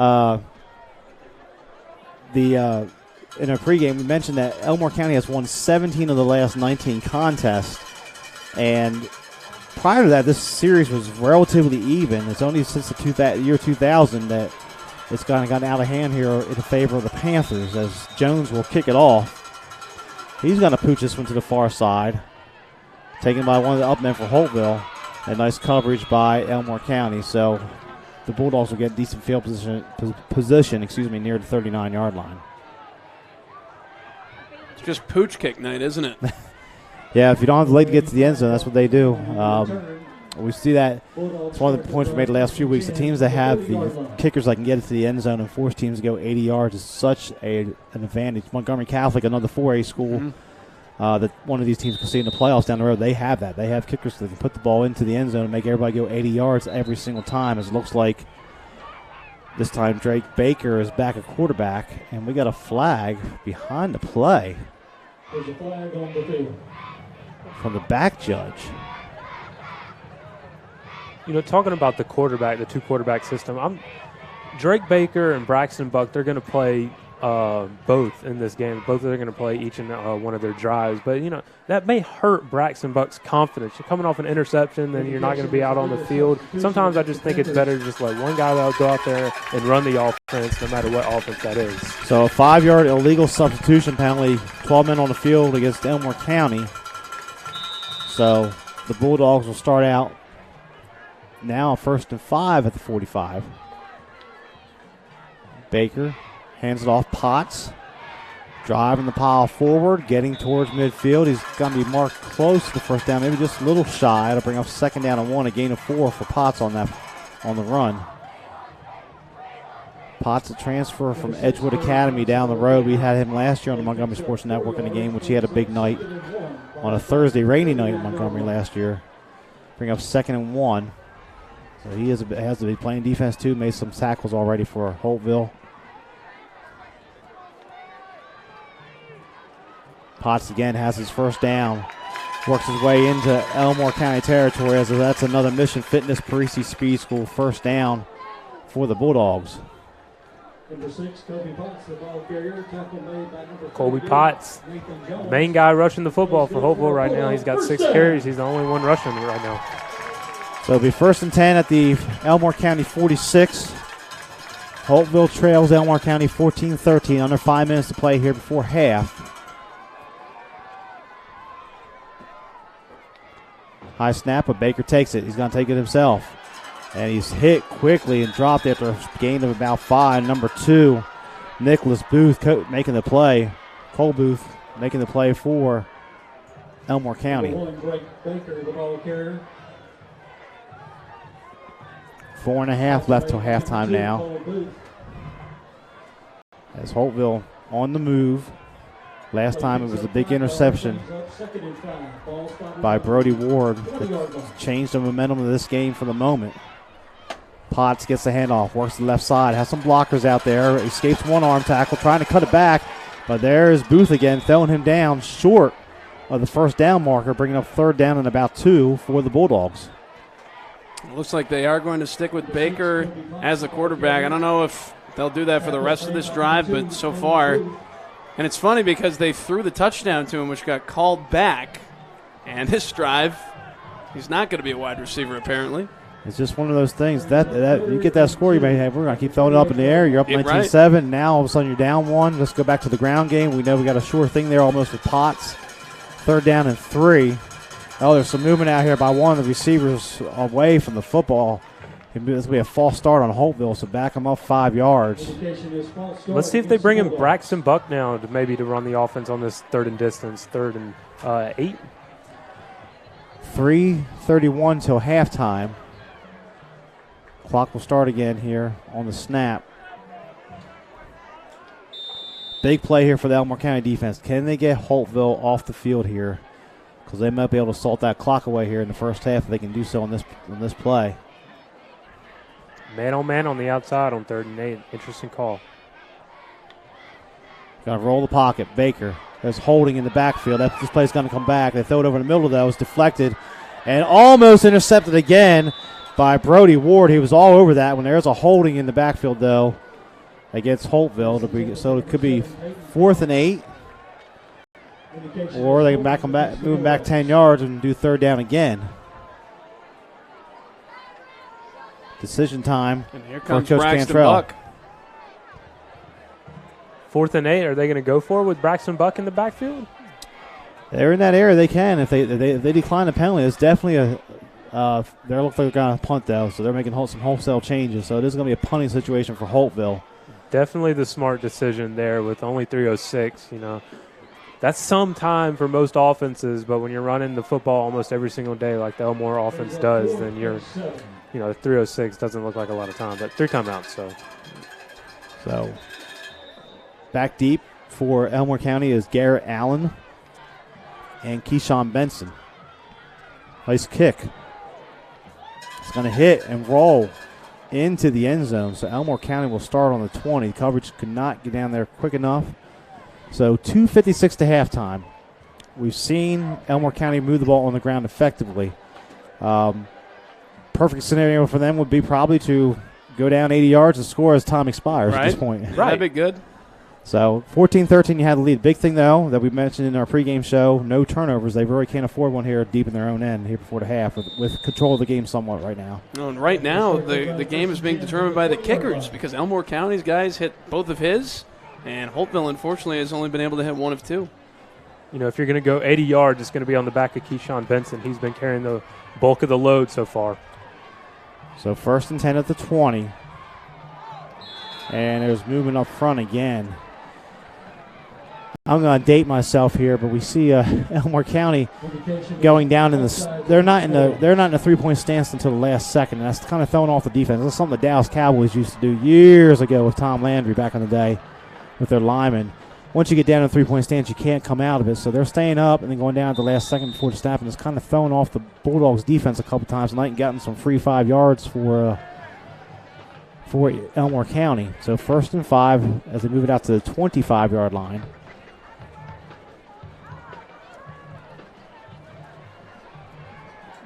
As Benson stays in the backfield, but it's Brown trying to work left side and not much there. Maybe fell forward for about a yard, and that's it.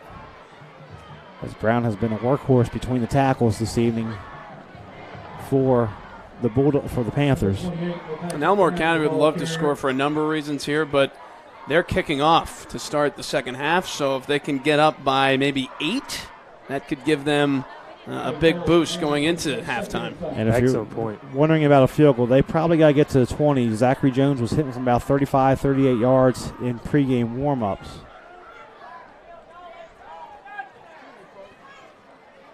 Brown again, not much there. He's trying to cut it back. Oh, that's going to be a face mask. Oh, my goodness. That's going to be 15 yards and a first down for Elmore County. As Brown, one of the defenders there, trying to reach back, got a yank in there. Brown getting up, shaking that off. LePatrick Brown being a shorter back, you know, some of those taller defensive tackles and linemen, just their arms are right at head area. And you can't just grab. You gotta wrap up. And that is a huge penalty right there, too, because it looked like they had him dead to rights right there. No need to make the face mask. If they don't, then all of a sudden it's 3rd and long, and maybe you get the ball back and try to score. But now, fresh set of downs for Elmore County. So that first down sponsored by MissionFit.com, Parisi Speed School in Montgomery. 1st and 10 at the 38. Benson, right side. Works his way out to the 40. The outside runs have not been here for Elmore County in the second quarter like they were in the first, as we got a minute 45 to halftime clock moving. Surprised to see how slow they're moving right now if they're going to keep the ball on the ground like they are. But if Benson doesn't get hit in the backfield, he goes all the way. He had blockers in front and only one Holtville defender in front of him. 2nd and 8. Inside handoff. This is going to be Greer. Has some room, cuts it back. Greer is loose. Has a first down at midfield, a Parisi Speed School first down for Elmore County. The clock stops momentarily with a minute 24 as they move into the Bulldog 49-yard line. Weaver initially handed that ball to Benson before he flipped it to Greer, and that was a great play call. Really fooled the defense and got him loose on the outside. We saw the double handoff earlier. Holtville stopped it early in the game for a loss on them, but that time it worked for 10. Benson spinning his way, maybe for a yard, and that's it. Clock continues to move. We're down to a minute 5 and counting. Elmore County has 2 timeouts remaining. They're going to change the formation here. Again, they need a good 25 yards probably to attempt the field goal. Benson has the room off tackle here. Tries to stiff arm one man. He does.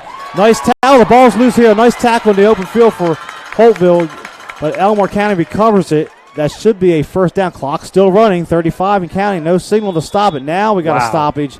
Wow. Elmore County's going to take a timeout as it looks like he's very close to a first down, but a nice run by Benson. A nice open field tackle by the Ghost Man, number 85. Yeah, Ghost Man with a big hit right there. Jarred that ball loose. Nice play out there. So 31 seconds till halftime. We'll keep it right here. I would assume you would expect Coach Cantrell almost to call two plays, a running play, and let's get back to line and do something else really quick. They have one timeout remaining at this point with 31 seconds left. Surprised he did not call that timeout quicker as soon as the ball hit the ground. You know, he waited almost 5 seconds, and those are 5 precious seconds in a situation like this. Unfortunately, I think he was waiting for the first down signal that never came off the fumble. There was a lot of hesitation there, whether he was down, whether he recovered the fumble, did he have the first down? They're going to mark it back, so where he kind of fell on the football, so it'll be 3rd down and 1. They got to get to the 38. But Benson, that time, able to get off tackle there and has some room when he gets to the second level. It's a big play right here. And you do wonder if it is 4th down, if Elmore County will go for it if they're still in the same spot. Or will they punt it away? This time they changed the formation up a little bit. In the shotgun. Shotgun here. First time all night. Good point. Weaver gonna throw. Heavy blitz over the middle. It goes incomplete. He was looking for number 10, his tight end Hayden Holton. Weaver took a shot on that play. 3 Holtville defenders right in his face, and he delivered a high football. Nowhere near his receiver, but he took a shot on that play. So it is 4th down and 1. And now what do you do? It looks like they're going to go for it. Probably figure they can come back and get it on the ground if they have to.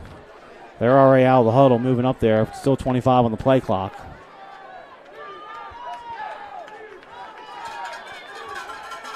If you stop him right here, does Holtville have enough time to maybe they have plenty of timeouts in their back pocket to do so.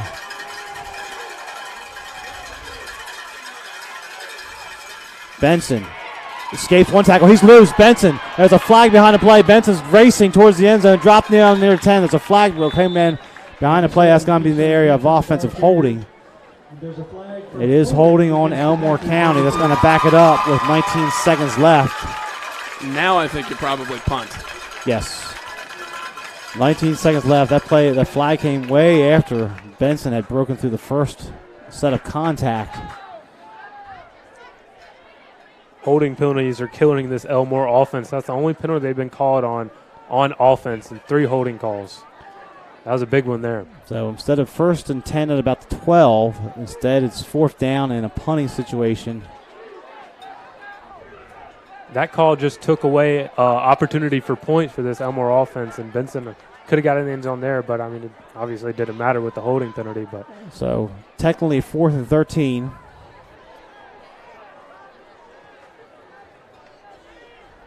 And Holtville has their base defense out there. Nobody back deep. And now Holtville has to take a timeout. I don't think Elmore County is aware. They could have ran the clock out. The clock stopped. 14 seconds left. We'll keep it right here. As Holtville may go after a block, they may try to set up a return. Maybe put Potts back there and try to make something happen. What a great game, though, so far, huh? Yes. 14-13, about as even as you can be, minus the missed extra point. Rivalry game. Elmore County 0-3. Backs against the wall. Playing for a lot of pride tonight. Playing for get that first win of the season, both in region play and overall. And came out and scored initially on the first possession to go up 7-0. And then they were down 13-7. We had a sequence where Holtville had thrown a touchdown pass, but there was an illegal formation. So then, in the next play, Elmore County intercepted the pass, ran it back for a touchdown. That was called back on a block in the back, but it wasn't necessary for Elmore County. But they were still able to manufacture the drive and get 7 points to get us to our 14-13 score here in the last 14 seconds of the first half. And Potts is going to go back deep and try to return the kick. 4th and 13 from the 49 Jones yard will line. punt for Elmore County.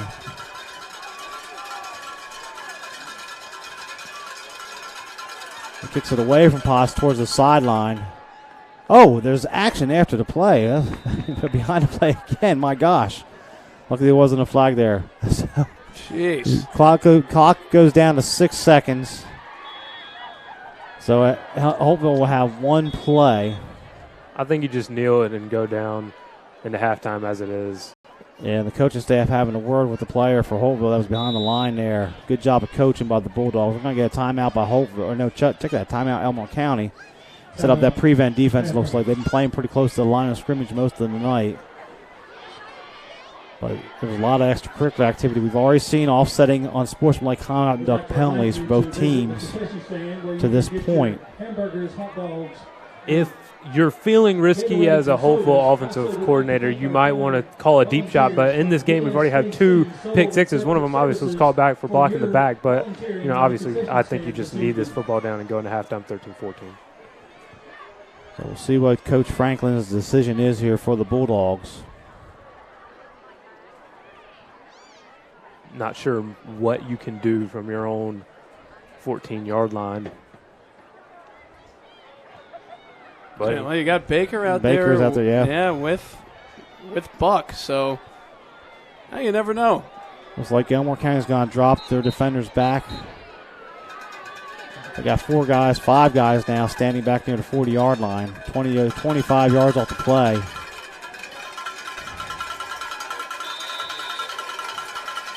Stacked receivers to each side here for Holtville. Buck's going to throw it over here. Baker makes the catch and works down the sideline and is knocked out of bounds, and the clock hits 000, and that'll take us to halftime with our score. Elmore County 14, Holtville 13. You're watching the Extermatech Pest Control Game of the Week here on the Montgomery Sports Network. We're going to take a timeout, come back in a moment, get a word from our sponsors, and we'll come back with more stats and information at halftime. Extermatech Pest Control is a small, passionate, and powerful team. If you have bugs bugging you, join the Extermatech family and have peace of mind that comes from the expertise of a professional company and enjoy their personal service. Extermatech is locally owned and operated. They've been bugging the competition for over 15 years. Each and every customer is important to them. Customer service, their #1 goal. Call Extermatech 334-209-4590. If you're injured on the job, the law requires your employer to pay your medical expenses and cover your lost wages for any work-related injury. Employers and their insurers often try to deny workers' compensation claims or limit your benefits. Whether you're totally disabled and cannot work, or if you've suffered some impairment, attorney Matt Matthews has years of experience litigating. For more information, go to the website protectingalworkers.com. That's protectingalworkers.com. All right, Monroe, you ready? Monroe.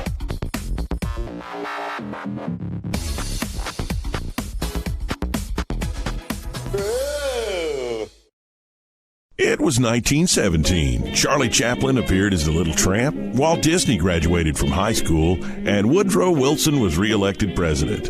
And in Montgomery, Chris's sold their very first hot dog. Move forward to the 1950s. Hank Williams was hanging out at Chris's. Up through the 70s and 80s, many stars and politicians discovered Montgomery's little secret.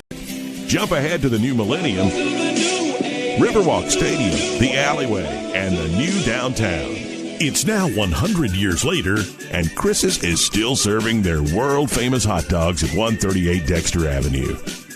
How long has it been since you've tasted the city's most famous hot dog? Make Chris's part of your family history. Still family-owned and operated, Chris's makes every hot dog and hamburger to order. Take Chris's to your next party or event. Call-in orders are welcome. Online at chrishotdogs.com and on Facebook. Chris's Famous Hot Dogs. Taste the tradition. I'm heading out, man. You want to ride? No, I got my car, but I actually really need to go to the bathroom. Dude, are you okay? I am definitely buzzed. Yeah. I think I will take this, and I will take that ride home. And welcome back to the Extermatech Pest Control Game of the Week here at halftime, where our score is Elmore County leading Holtville 14-13 in this long-time rivalry here on the Montgomery Sports Network. We'll take a moment here to thank our sponsors once again. We'd like to thank our title sponsor, Extermatech Pest Control, locally owned and operated. If you have bugs bugging you, call Extermatech. They have been bugging the competition for 15 years. Call 334-209-4590. We'd also like to thank attorney Matt Matthews of ProtectingAlabamaWorkers.com. If you're hurt on the job, he can help you get the benefits you deserve. Visit ProtectingAlabamaWorkers.com or call 334-721-4878. We'd also like to thank Mission Fitness and Performance Parisi Speed School of Montgomery. Find out why Parisi Speed School has been the industry leader in sports performance training for 27 years, located right here in the River Region. Call Mission Fitness and Performance 334-318-3639 or visit missionfit.com. The Hank Williams Museum, located at 6,000 square foot museum at 118 Commerce Street. Learn about the history and life of a Montgomery man who known as legendary singer Hank Williams. Browse large gift shop. Groups are always welcome. Chris's Famous Hot Dogs. Chris's Famous Hot Dogs is celebrating its 102nd year in business in the capital city. Located just down the street from the state capitol at 138 Dexter Avenue, Chris's Caters. Call Chris's Hot Dogs for your next meeting or event. Taste the tradition. Call orders in advance, 334-265-6850. We would like to thank Mid-State Burglar Bars and Ironworks. Mid-State Burglar Bars and Ironworks is locally owned and operated, has been in business since 1985. They install burglar bars, AC guards, hand railings, fencing, storm doors, and more. It's a true work of art. Call Mid-State at 334-313-9015. Another one of our sponsors, La Zona Rosa Mexican Cafe, located at 2838 Zelda Road, minutes from downtown Montgomery. It's one of the area's finest Mexican restaurants. Check out their great build on your own lunch, dinner selections, and updated menus. Make La Zona Rosa your choice for authentic Tex-Mex and Salvadorian cuisine. They're open Monday through Saturday. Call 334-274-1153. Delta Printing and Sign Company, opened in 1979, is still local and family-owned and operated. It's a second-generation business. They have stayed true to the roots, get to know their customers, and take pride in helping meet their printing needs and stay within their budget. Let Delta do it. Call 334-271-COPY. And we'd like to thank our media partner, the stations of Blue Water Broadcasting, News Talk 93.1, KISS FM 97.9 Jams, Bama Country 98.9, Yo 100.5, Classic Country The Possum, 104.9 The Gump, and 107.1 The Vault. They are local folks helping local business. Call them today and let them help your business, 334-244-0961. And we'd also like to thank MacTheCameraGuy.com, Mac the Camera Guy, for all your photo booth needs and for corporate events, weddings. He can help you out with photo booths, MacTheCameraGuy.com. We thank all of our sponsors here on the Montgomery Sports Network. We would not be here without them. Go see them this week. Tell them we sent you here from the Montgomery Sports Network, and we appreciate them sponsoring local high school football. So we're going to take another time out here where it's halftime, where Holtville trails Elmore County by a score of 14-13. We'll be back in just a moment. You're watching the Montgomery Sports Network. Extermatech Pest Control is a small, passionate, and powerful team. If you have bugs bugging you, join the Extermatech family and have peace of mind that comes from the expertise of a professional company and enjoy their personal service. Extermatech is locally owned and operated. They've been bugging the competition for over 15 years. Each and every customer is important to them. Customer service, their number one goal. Call Extermatech, 334-209-4590. If you're injured on the job, the law requires your employer to pay your medical expenses and cover your lost wages for any work-related injury. Employers and their insurers often try to deny workers' compensation claims or limit your benefits.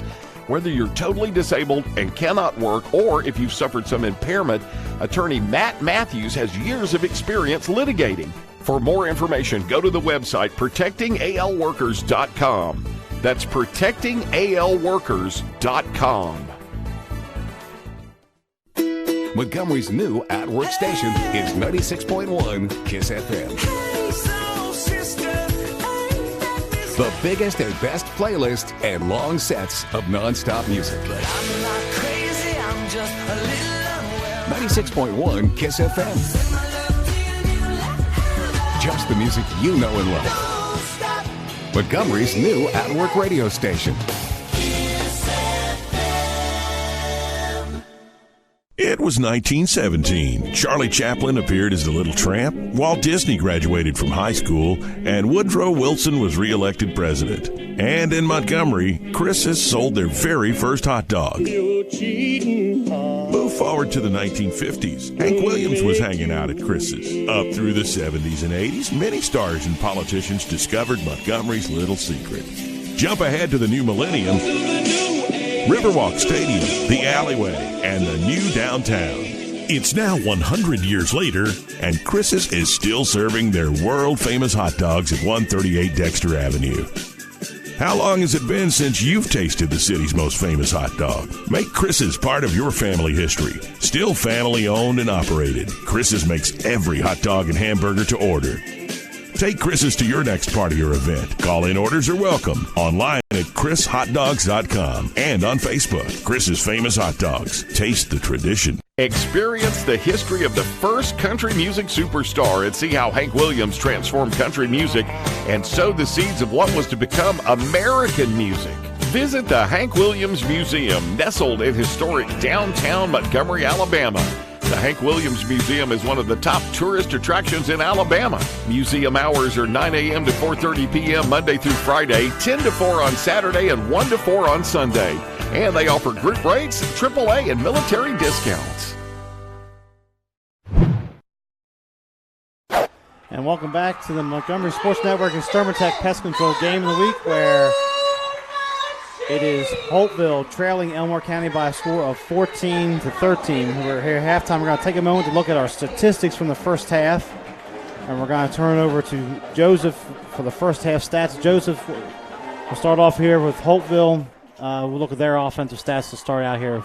Well, they had 93 passing yards in the first half and only 26 rushing yards, 119 total yards. So, a little down night, I guess you could say, for Holtville. But for Elmore County, only 7 passing yards, only 1 completion, and that was for a 7-yard completion, and then 135 rushing yards. So definitely all on the ground for Elmore County, 142 in total for them. So looking at not a big offensive night. On the score, of course, the score is only 14-13, but pick 6 for Holtville, keeping them in the game.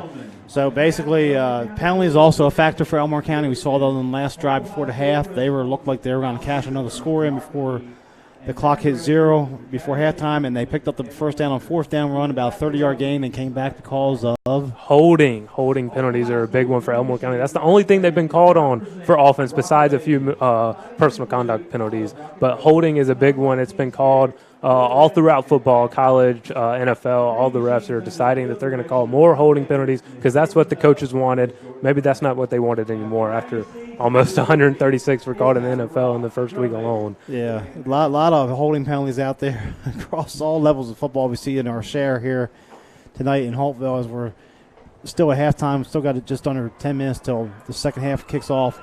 Going into the second half, though, Elmore County is right where they want to be. They are in a position to steal this game, which seems odd to say considering they've won 8 in a row in this series, but here they are. They had the lead at halftime. It could be larger, but they could have been behind 2 scores early in the second quarter before the penalty and the interception that ultimately was brought back on the pick 6 was returned on the block in the back. But if your coach can't throw at halftime, you have to like the position your team is here on the road. You have to be really pleased with the way your team has played through the adversity of the night, just, with all the holding penalties. Of course, some of that is on their own fault. But, running on the backs of Keyshawn Benson and LaPatrick Brown, both of these guys really carrying that offense. Dylan Weaver just has no time to throw, and when he does throw, he can't set his feet to throw, and through that one interception, of course, maybe that hurt his confidence a little bit. But, if your coach can't try, you have to be really pleased. 0-3 start, then you're going to come to Holtville and go into halftime up 1 point. Your kicker's got to be happy. He's made both of his extra points. But honestly, great overall performance from Elmore right now as they've come out and really shot probably a lot of this Holtville crowd. And leading rusher in the first half, Colby Potts for Holtville, carrying a good bit of the workload on the ground for the Bulldogs. Oh, yeah, he's had all the workload. Nobody else has really rushed the ball for Holtville, and Colby Potts has really been carrying it. But the only thing I'd like for him to do is maybe take what the defense is giving him. You know, Nick Saban has a quote, you can't go broke taking a profit. And sometimes you see him rush a few yards up the field and then want to turn around and completely change directions, and that doesn't work out a lot. You know, he's had a few negative yardage situations, and as a running back, you really don't want those negative yard situations. You put your quarterback in a position he doesn't want to be in, and especially when you're running a two-quarterback system with Drake Baker and Braxton Buck, both of those guys coming in and out. But if you're Colby Potts, maybe you're doing well, you're carrying the workload for your team, but maybe just take what the defense gives you. So we're going to take another time out here. We're just about 7 minutes to the start of the second half, where our score is Holtville trailing Elmore County 14-13. We'll be back in just a moment. You're watching the Montgomery Sports Network. Experience the history of the first country music superstar and see how Hank Williams transformed country music and sowed the seeds of what was to become American music. Visit the Hank Williams Museum, nestled in historic downtown Montgomery, Alabama. The Hank Williams Museum is one of the top tourist attractions in Alabama. Museum hours are 9 a.m. to 4:30 p.m. Monday through Friday, 10 to 4 on Saturday, and 1 to 4 on Sunday. And they offer group rates, AAA, and military discounts. I had a dream, a beautiful dream. I couldn't believe how real it seemed. Up on stage, in a field of green, on the winding river, and a song you'll sing. When I wake up, I'll see you here in Montgomery, where dreams come true. Can I tell you a cat joke? Just kidding.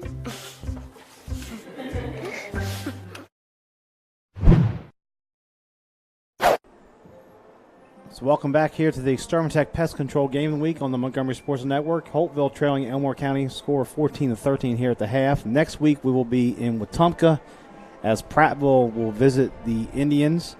And Wetumpka had a nice victory last night on the road. They played that game at Jacksonville State University, and they pulled out a 3-score win on the road last week. So we'll have Wetumpka coming up next week against Prattville. We will also have Wetumpka take on Stanhope Elmore a little bit later in the season, a rematch of last year's dramatic game here on the Montgomery Sports Network. So those games coming up for Wetumpka. We also see Stanhope Elmore tonight. They are leading Shades Valley on the road up in Birmingham 19-0. Last year we had that game here on the Montgomery Sports Network, and Shades Valley went into Millbrook and stole that game at the end from Stanhope Elmore. So the Mustangs leading up there in the night 19-0 third quarter. One of the opponents we'll see the Mustangs play in a few weeks, Opelika. They trail Central Phoenix City tonight in the second quarter, 28-14. So a lot of action happening across the state right now. Here as we are in week 5 of the season. Both these teams are in Elmore County and Holtville are in their 4th week. But if you want to check out our complete schedule, you can go to mymgmsports.com. You can go to Facebook and like us on our Facebook page, Montgomery Sports Network. You can go to Instagram and Twitter and follow us at mymgmsports. A lot of you have been going on to Facebook and liking the page over there. Follow us on Twitter for updates each week. Next week we have Wetumpka hosting Prattville, as we just said just a moment ago. We'll have Stanhope Elmore playing host to Opelika in a few weeks. We'll have Stanhope Elmore going to Wetumpka in a few weeks. We'll work back down to Montgomery Catholic again later in the year for another game. We also have St. James on the schedule coming up. They actually trail Montgomery Academy tonight 20-0 in the second quarter, as they'll take on Pike Road later in the season. So a lot of good games there, but you can check out all our games. Our highlights are there. So if you got friends and family across the country, they can go to YouTube and search us Montgomery Sports Network. You can watch this game on replay.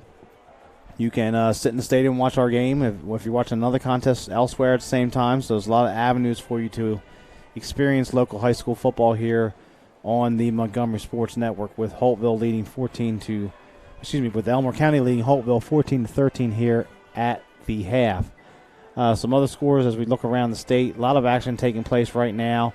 Prattville actually leads Enterprise at halftime 7-0.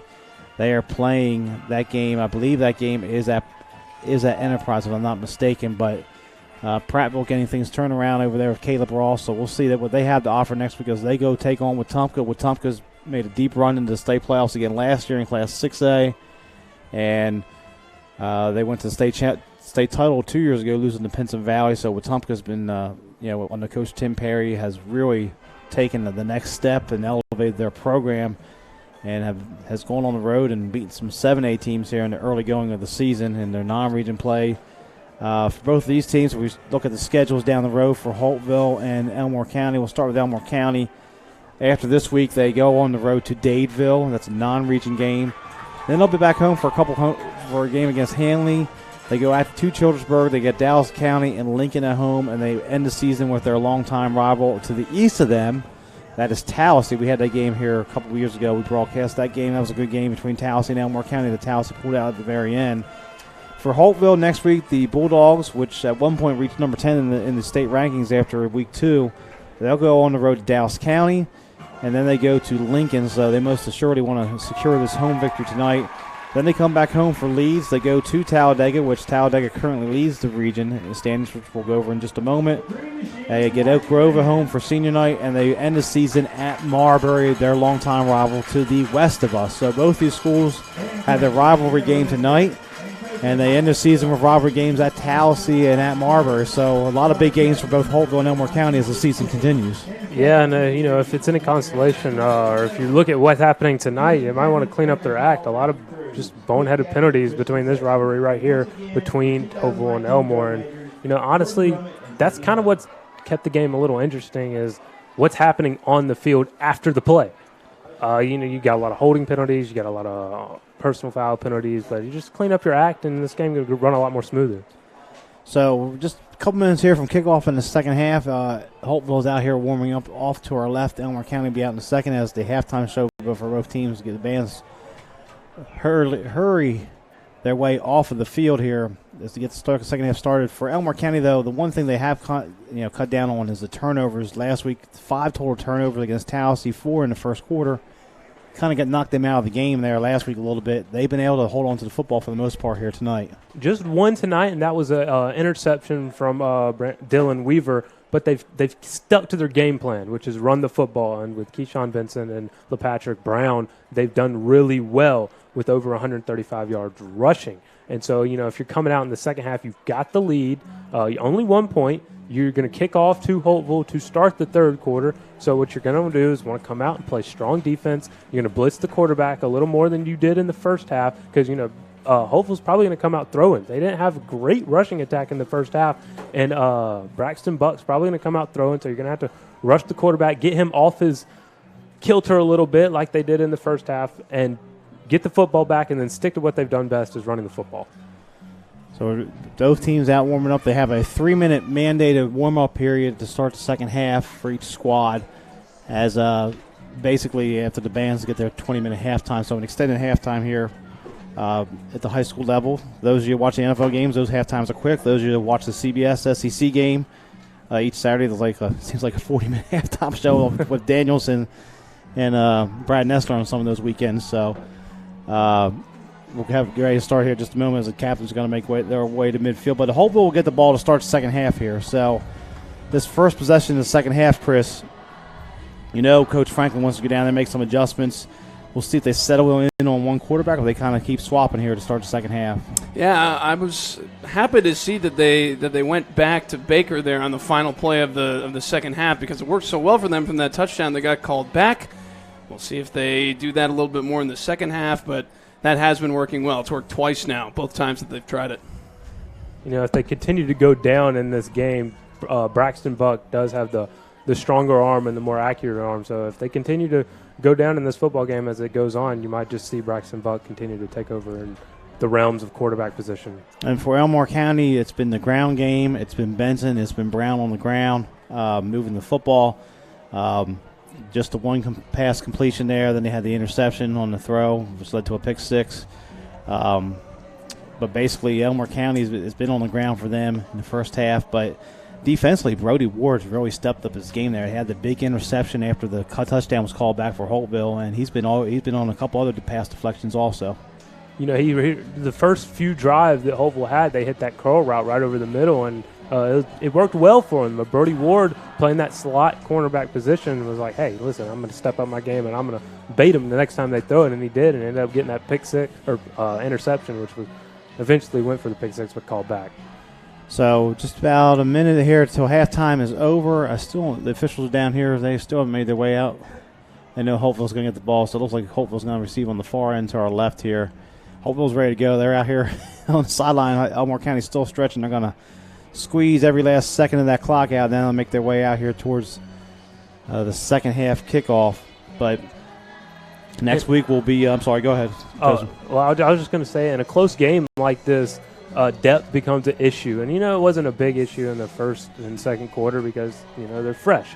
But third and fourth quarter, that's where I want to really see Elmore find it within them to continue to play hard football like they have been. I mean, 0-3 start, you don't think they're going to even hang around in a game like this against Holtville, but they have, and I'd like to see them keep it up. And Elmore County coming into this contest, they, 0-3, had the lead in 2 of the 3 contests. They had the lead again. Now it's can they get over that hump and kind of seal the deal here in the second half, Chris? Yeah, hopefully they can keep that in the past, and hopefully that's not at the forefront of their minds. Just continue to play their game, and again, it's been even. If Holtville hits their lone extra point, this is a 14-14 game, but because they haven't, Elmore County has the slight edge at the moment. So Zach Jones will kick it off here for the Panthers to start half number 2. Potts is back deep. We've seen the pooch kick used almost exclusively by both sides so far. We get it again. And it's going to be taken and try to come to the near side here. And can they get the corner? They do. And look at this. That's going to be number 85, the Ghost Man again. Racing over here in Elmore County territory with a nice return crossing the field. Not what Coach Cantrell wanted. It'll be 1st and 10. They're deep here. They're going to be started about the 42, 43-yard line to start this second half. We just start calling him Casper. So they'll officially spotted at the 43-yard line for the Bulldogs, and looks like it is going to be Drake Baker back quarterback. Potts in the backfield. We got a bunch set off to the left here to start the second half. Potts gets it. Runs through an arm tackle. He's loose. Down close to a first down. In fact, he's going to have it. That's a Mission Fitness Parisi Speed School first down to start the third quarter for Holtville. Colby Potts, 11 yards and a first down run. Number 6, Kobe Potts, the ball carrier. Good start for Holtville. Picking up where he left off in the first half. Had 123 yards last week at Childersburg. Again, the bunch set. Going to motion man back here to the near side. Potts gets it. Tries the right side, and he's inside the 25. He's still going down towards the 24. A nice run of 8-9 yards there on first down. Again for Mr. Potts. Yeah, don't fix what's not broken. Give it back to him. Same side of the field. Same side of the line, rather. Good run. So picked up 9, 2nd and 1. Again, same formation. As Chris just called a moment ago, there goes the motion again. Potts tries the right side, has the first down, into the red zone, down to the 18-yard line. It gets the gain of 6, and another Parisi Speed School first down for the Bulldogs. And it's good for another Bulldog first down. So Elmore County is going to have to make an adjustment here 1st and 10, ball spotted on the 17. to stop this running game as open up on the right side of the line. 3 straight Potts runs, 2 first down, not bad. Potts again. Right side, cuts it back to the left. He's loose. He's going in the end zone. 19 yards out.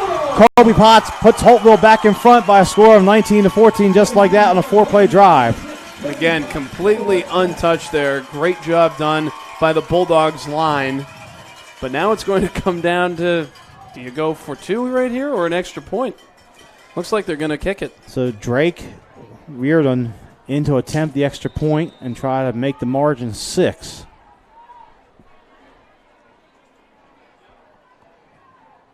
Kicks up. And this time it is good. So our new score, 10-28 left. It's Holtville 20, Elmore County 14. As you look at the Matt Matthews Protecting ALWorkers.com replay, Potts again wearing out that right side of the line. Going to sidestep one defender there at the second level and works his way to the left, and he goes in for the score just like that. Well, come out here in the first drive of the third quarter, and Holtville goes all Potts, all 5 plays. Not a bad philosophy. So, what you say in the first half, Chris? If it's not broke, don't fix it, right? Yeah, exactly. 4 runs that side worked out really well. So, we'll see if the Holtville comes back with a pooch kick and back and forth here. Now it is on the Elmore County offense to try to answer the opening score here for Holtville in quarter number 3. And Reardon will do the kickoff for Holtville. He's pushed them so far this evening, and now we're going to see a switch over there. Actually, Elmore County is going to walk a player up there. They're going to move, looks like 17, Brody Ward, into that area. Brody Ward's going to camp under this at the 25, try to get a return going. Gets across the 35 and is dropped out near the 37. So not bad field position for Elmore County to start the third quarter. Number 17, Brody Ward on the return. I've already seen a handful of lead changes in this game, too, so we'll see if that continues. So 10:22 left. That scoring drive, 4 plays, a minute 32 for Holtville. Quick strike there, all on the ground from 47 yards out. It was a short drive. Check that 43 yards short drive due to the kickoff return. Back to the wing tee here. Now they're going to switch it back. Weaver under center. Benson trying the left side.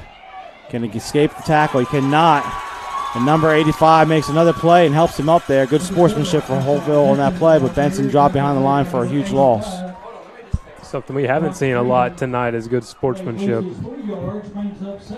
So second down and 14 at the 34-yard line for the Bulldogs.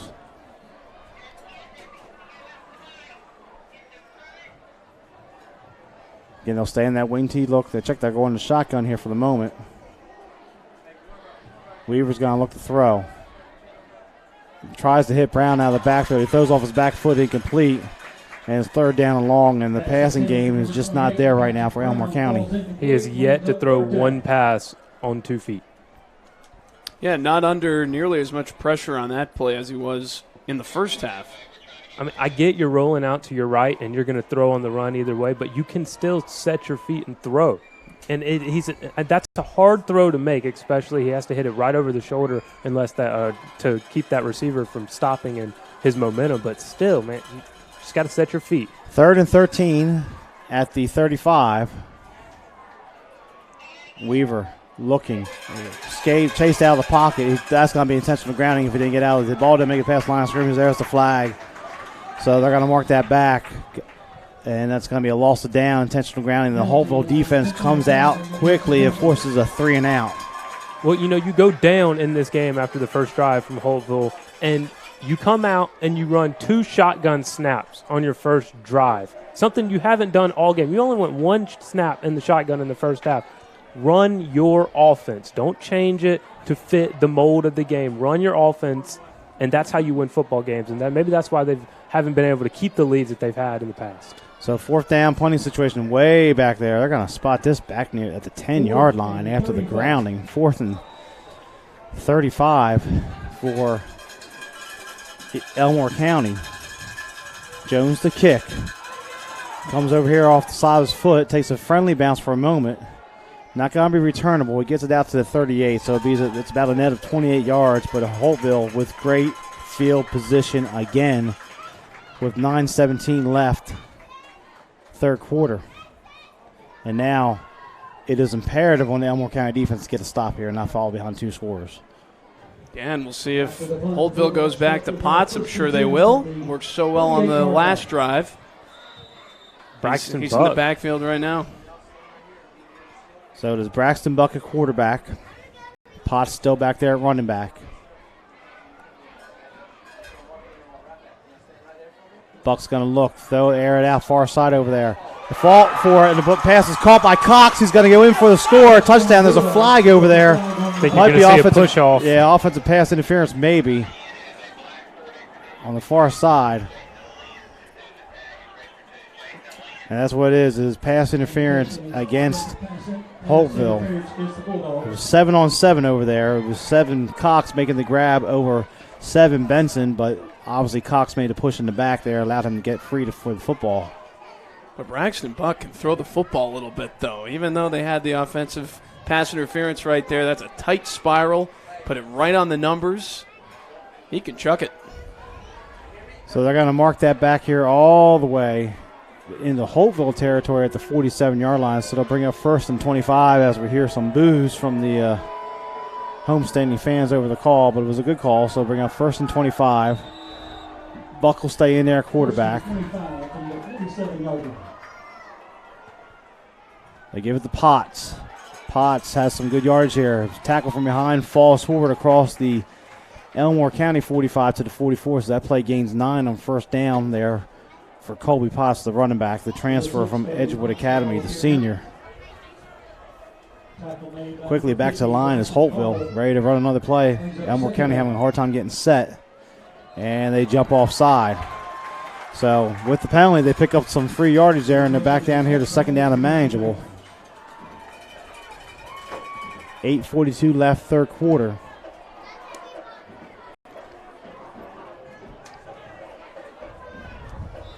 Mental mistakes, mental errors. So it'll be 2nd down and 11. Potts has some room here, but he runs through 1 tackle, cuts it back to the left. It's open up for him here. Potts is loose. Inside the 20, still going. Tries to split the defense. He's inside the 10. And it's going to be a Parisi Speed School 1st down, 1st and goal for Holtville after that long run by Colby Potts. Elmore County just can't stop him right now. He is all over the place. Right, left, right, left. Ran through 4 arm tackles on that one play alone. Elmore defense getting a little tired out there. And that's not good when you have 38 guys on the team. Running players in out here late. Holtville back on the line quickly. Potts take this one out of the Wildcat. And he's in for the touchdown from 4 yards out. Colby Potts scores it. Another touchdown for the Bulldogs. They're out in front by 2 scores now, 26-14. How about that play? Direct snap right up the gut. Why not? Holtville coming out firing here in the second half. So on the attempt, the extra point will be Drake Reardon. 7:57 left. Holtville ahead by 12.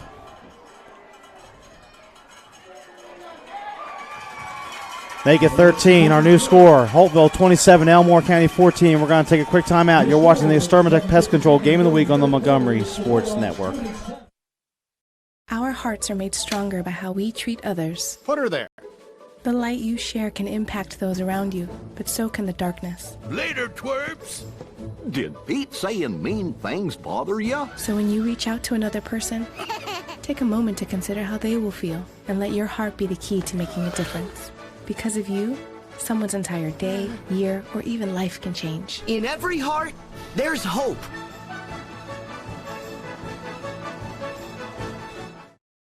Thank you. And welcome back here at the Boykin Chapman Field, where Holtville has claimed control of this game here early in the second half. They trail by 1 at the half, 14-13. They're now in front 27-14 over their longtime rivals, Elmore County. They are trying to snap an 8-game losing streak in this series. And the home crowd here loving every minute over here in the third quarter. Well, let's see if Elmore gets this ball back, if they're going to continue to go out of the shotgun or go under center in the wing T formation, which they should. Stick to their offense. Reardon will kick it. This one is going to kick to the left. It's taken over there by Benson. Benson has some room down the right sideline. There's a flag comes in way behind the play. They're going to bring this one back. The head official throwing another flag for probably a block in the back. And it's a holding. Again, stop me if you heard that before. Holding on Elmore County. So they're going to march that back from the spot of the foul. 7:48 left here, third quarter.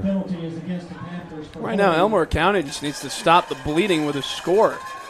Holtville has come out. They've scored twice after being down at halftime by a point. And they're now in the driver's seat. And another big stop right here for Holtville could feasibly put this game away. So it'll be 1st and 10 at the 25. Last time we saw the shotgun on a few snaps. Looks like Elmore County will go back to the wing T look. It's not a quick score offense. They give it to Brown. Brown goes over the right tackle for a couple yards. Positive yardage on 1st down. Picks up 3. Bringing 2nd and 7. You know, they run the ball a lot, obviously, in that wing T formation. Look for a play action right here. If you're going to maybe pull it, run him out to the right, and then find a receiver down, maybe run the post or just a simple 9 route. But you got to score quick here. So 2nd and 7. Again, stay in the wing T. Greer goes in motion. They're going to hand this one off to Brown. Brown's loose into the secondary. Brown being tackled by the safety as he crosses the 40-yard line, and he has a Parisi Speed School 1st down out to the 44. A nice run up the middle by Brown, but the eye candy in the backfield causes some distraction there for the linebackers. A lot of fake handoffs, and Weaver rolled out like he still had the football. So far, this drive, they're sticking to what works, or what has worked, rather. And it looks like it's working for them so far. So it'll be 1st and 10 at their own 44-yard line. Under 7 minutes to play here, 3rd quarter. Benson has some blockers, the pulling guards in front of him. This time Benson is close. He's going to have another MissionFit.com 1st down for Elmore County. So 11 yards on the right side for Benson. Benson got up limping on that play. That's not good for this Elmore offense. He stays in the game, though, as he limps here towards us. They overload the formation to the right. He gets it again. Benson all of a sudden looks good with the football in his hands. And there comes the late flag in again.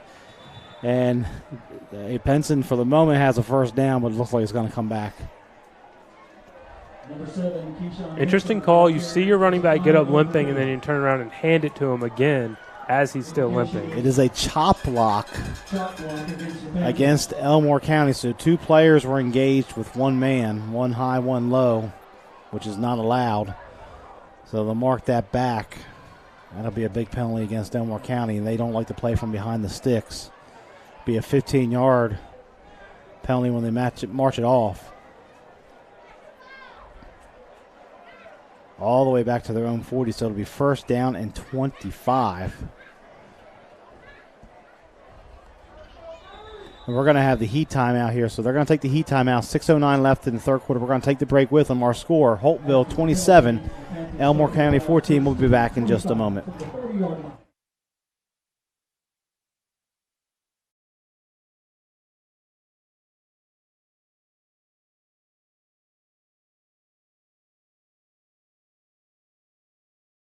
Hi, everyone. Al Roker here. As a guy with his own catchphrase, I appreciate that after 75 years, Smokey's only said, "Only you can prevent wildfires."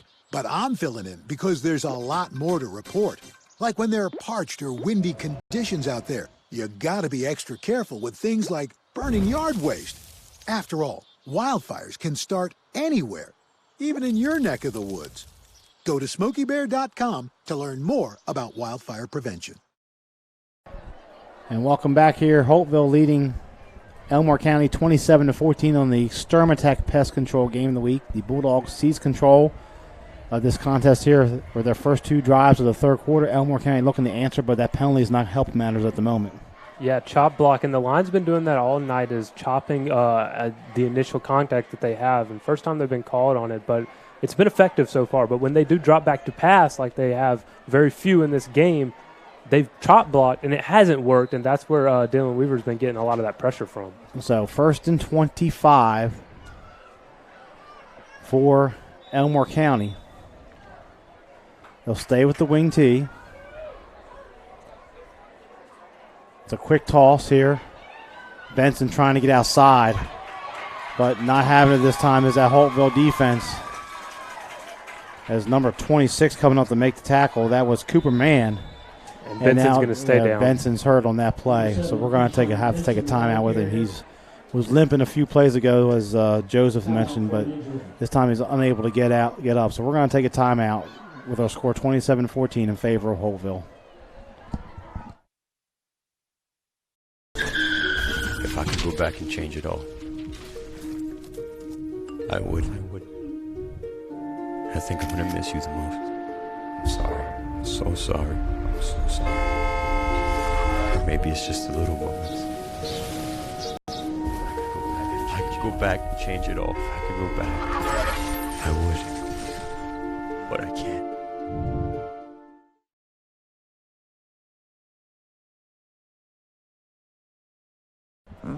So the injured player, the running back, Keyshawn Benson, the senior running back for Elmore County, slowly making his way back towards the sideline. He is able to walk off with some aid as that play gained about a yard, and that was it. But Benson's had a nice role running the football tonight along with Brown in the backfield. So we'll see who replaces him back there. Looks like it's going to be number 48, Nathan Jones, is going to take his spot in that offense, and he is very gingerly walking off the field still. Yeah, that is not a good sign for the Panthers. And hopefully he'll be able to come back, but right now it's not looking so good. We've mentioned the depth problems that they do have, so obviously, and he plays cornerback. Yes. Yep, good point. He plays both ways here. Several of the players for both teams, but especially Elmore County, going both ways here.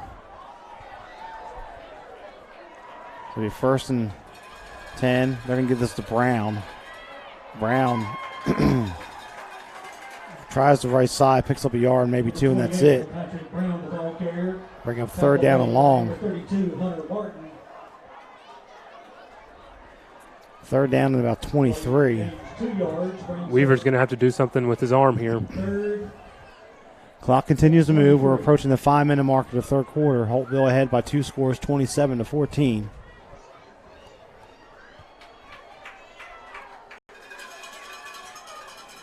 As it looks like Jones is in the backfield with Brown. Jones to fullback. Brown moves to tailback now. In the wing T set. Bootleg action here. Weaver trying to dump it off to his back. He just can't get anything over there. Nobody's open. 4th down in a punting situation for Elmore County. The play is designed to roll out to your right and continue to roll out, only making it half a read, half the field for him to read. But in that situation, when he's got his blocker in front of him has leverage on the outside, so you just got to stop and allow your blockers to have more leverage inside of you, and then find the open receiver downfield. I mean, it's a 3rd and long situation. You don't want to force anything, but you got to be smart with the football and how you're going to operate in the backfield.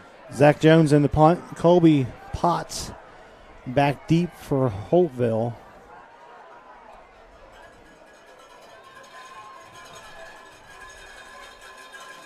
High snap. Jones gets it, though. Almost punts it into his up man. Potts able to catch this one in the air. He's going to try the left side, going down the sideline. There goes Potts. Potts is loose. And a nice open field tackle by Brody Ward to save a touchdown. So Potts with a huge return and great field position again for Holtville. Boy, I'm surprised he didn't take a fair catch right there. Yes. Those guys were closing in quick, but Potts obviously playing with a lot of confidence right now, and what a return. How about that speed burst on the sideline? So there's been a lot of inside running, but that time he was able to turn on the afterburners, and he's down to the 45-yard line again here for Holtville with 4:32 left in this third quarter. And looks like Braxton Buck is back at quarterback. Potts will go into the pistol look. Buck's going to put it in the air. Going over here on the far side looking for Cox. Unable to adjust the football. Falls incomplete to bring up 2nd down. They went right to that cornerback position that Keyshawn Benson plays, and he's on the sideline, obviously, attacking that new person in man-on-man, which was going to be number 6, Garrett Allen. And here comes Baker back again. So Baker comes in. He's in the slot position on the left side of the formation. They'll go empty for the moment. If I'm Elmore County, I'm sniffing out a pass to him. It's going to be a double pass maybe. Yep, that's what it's going to be. Got a man wide open over here. Double pass for Coburn. It goes incomplete. They threw it out here to Cox behind the line of scrimmage. Cox rushed it, probably had more time to throw than he wanted to, and Coburn got turned around trying to find the football. So the trick play goes incomplete. It'll bring out 3rd down and 10, but a nice call that time by the Holtville staff. That's a touchdown if the pass is there. Really is, and it almost looked like a forward pass initially from Buck. Got to be careful if you're going to run that double pass. So 3rd and 10. We're going to throw a quick screen out there, complete. And going to be tackled for a short gain is number 33, Tristan Buller. And bring up 4th down, but there is a flag over there. And now another flag comes in late. We got block in the back on Holtville. Indication is holding against the Bulldogs. So they're going to march it back. I would think it'd be 4th and 6 or 3rd and about 16 potentially.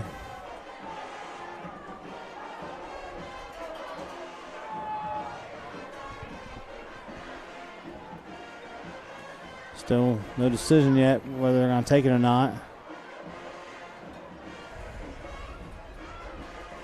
But a good crowd on hand here for both sides. Both communities out here supporting their schools as they always do against each other.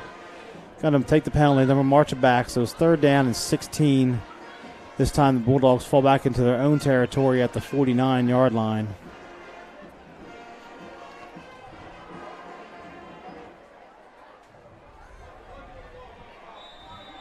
After the penalty, 3rd and So 2 receivers each side here. Spread look, traditional spread look. Buck looking. Throwing over there. He's looking for Baker on the far side. Baker cannot quite run under it. Left a little too much air underneath it. It'll bring up 4th down. Had him open just for a split second between the corner and the safety. That was a good throw. 40 yards in the air right there. Really good throw from Braxton Buck there. Baker just unable to track it. Good try, though. So 4th down, punting situation for Holtville. Benson back in the game, which is good to see for Elmore County. He's still walking with a limp. In the punt will be 34, Peyton Coburn for Holtville. Benson is back deep with Garrett Allen. Wobbly kick comes out of there. Fair catch called for. And Allen drops it, and Holtville fell on top of it. And the turnover bug is back again for Elmore County. We talked about it at the outset of our broadcast. They had the 1 turnover earlier. This is another costly one. Yeah, tremendous field position now for Holtville, and honestly, 1 more score might put this game away. So the defense made a stand. They got the football back, but they are unable to come up with the catch on the punt. And Holtville has their offense out there quickly. Notice no substitutions for Elmore County. They just have to keep everybody out there. They go to the Wildcat here with Potts. High snap. Potts is going to try the right side. There's going to be a legal motion, I believe, on one of the upbacks. Have an offensive lineman, number 50, a couple big bodies in there trying to block, and I think one of them got leaning a little bit forward before the snap.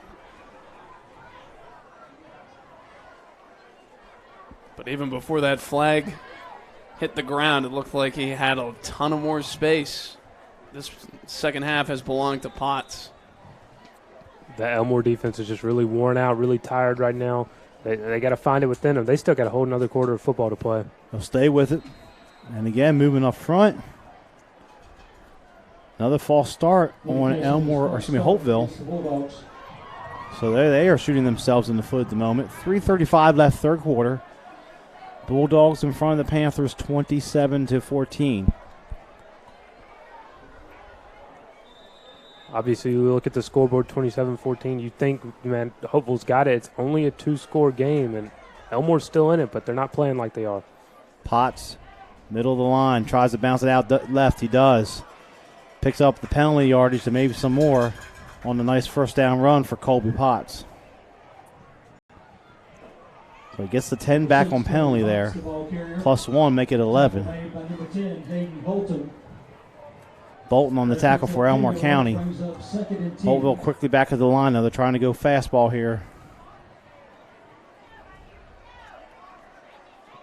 Potts will try the right side. Oh, he swung around and dropped this time. Nice job by the Elmore County defense. Looks like it was number 52, maybe Colby Mann, making the play there for Elmore County. Third down, and now we see the substitutions here for Holtville are going to be in a passing situation as the quarterback, Braxton Buck, comes back into the game. Baker also coming in at wide receiver, 3 receivers to the near side. 23-yard line. Buck looking. Oh, he's hit. Lost the football. They're going to roll it incomplete. Hit as he was trying to throw the ball. I don't know about that. I don't know about that either. I think that ball was moving before his arm was moving forward. I think Tom Brady said it was a tuck rule. So, so it'll be about 4th down, and this will be Holtville will have to go for it here. I think they're out of field goal range for their kicker. Everyone's favorite rule. Especially Raiders fans. Love it. So 4th down here. Getting trips to the near side. Baker's in the slot. Buck's going to look to put it up. Has some time. Throws over the middle. Deep over there. It's knocked away. And there he is again. Number 17, Johnny on the spot. Brody Ward knocks it away. And give a lot of credit to the Elmore County defense for making a stand there after the turnover. Wow. Put their backs on the goal line, and they made the stop. So the Elmore County defense gets their offensive football back once again. Still down, still a game, 27-14, 2:14 left third quarter. See if they can get that running game going again. They had the penalty last time, the chalk block that really stopped the last drive. Before halftime, they had the holding call that stopped that drive. Been shooting themselves in the foot a lot tonight.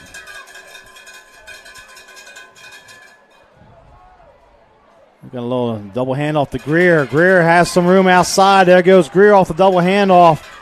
Out across the 40. Now a flag comes in way late. I was literally uttering no flags. That flag was thrown after the whistle was blown and he was out of bounds.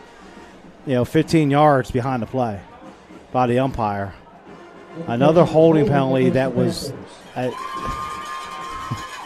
You could call holding on every single play. Sometimes you just got to look at it and say that had no effect on the play. I'm not going to call it. I don't agree with that one. So if you had dinner plans after the game, you might want to have to cancel them here. Apparently, somebody doesn't. So now march it back. It'll be 1st and 13. That time, Greer picked up 25, and he was out of bounds, and the flag came in late. And obviously you want to score here, but maybe a more methodical drive will give the defense for Elmore County a little bit of breathing time here. Well, some of them play defense. So. Right. Again, this is Brown straight up the middle. May have fell forward for a yard or two, and that's it. And no flags on that play, thankfully, as the clock moves under 2 minutes now here in the third quarter. Number 28, Patrick Brown, the ball carrier. Be 2nd down and a long 11. Behind the sticks, not good for this Elmore offense. They'll stay. Weaver under center.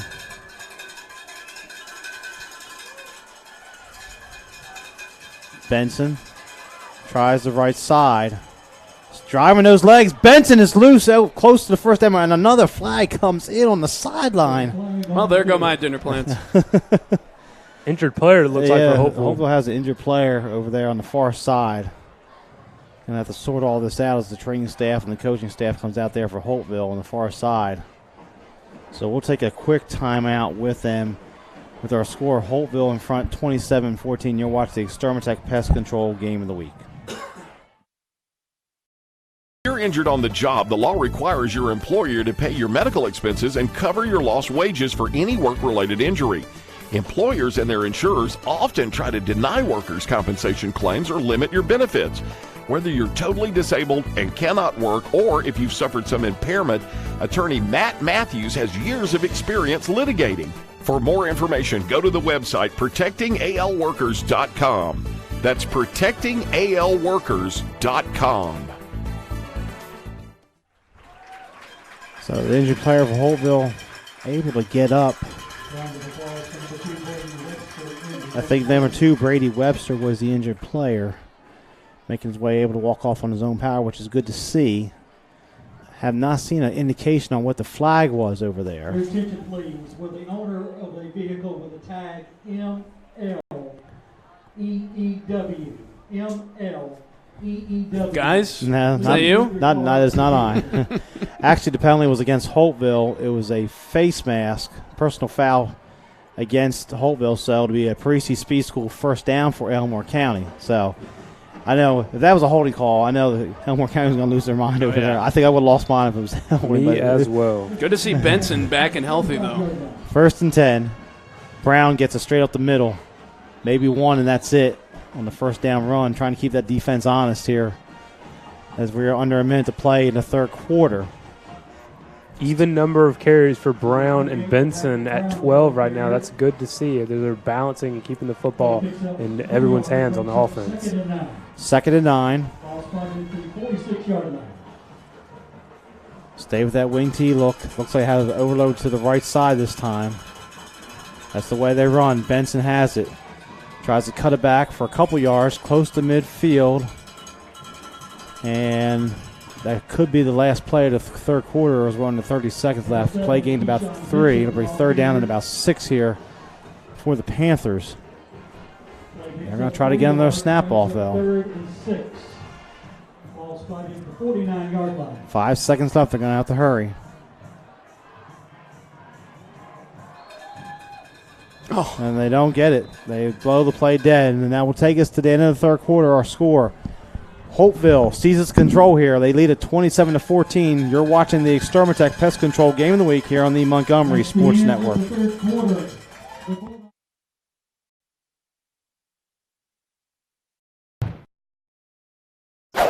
Extermatech Pest Control is a small, passionate, and powerful team.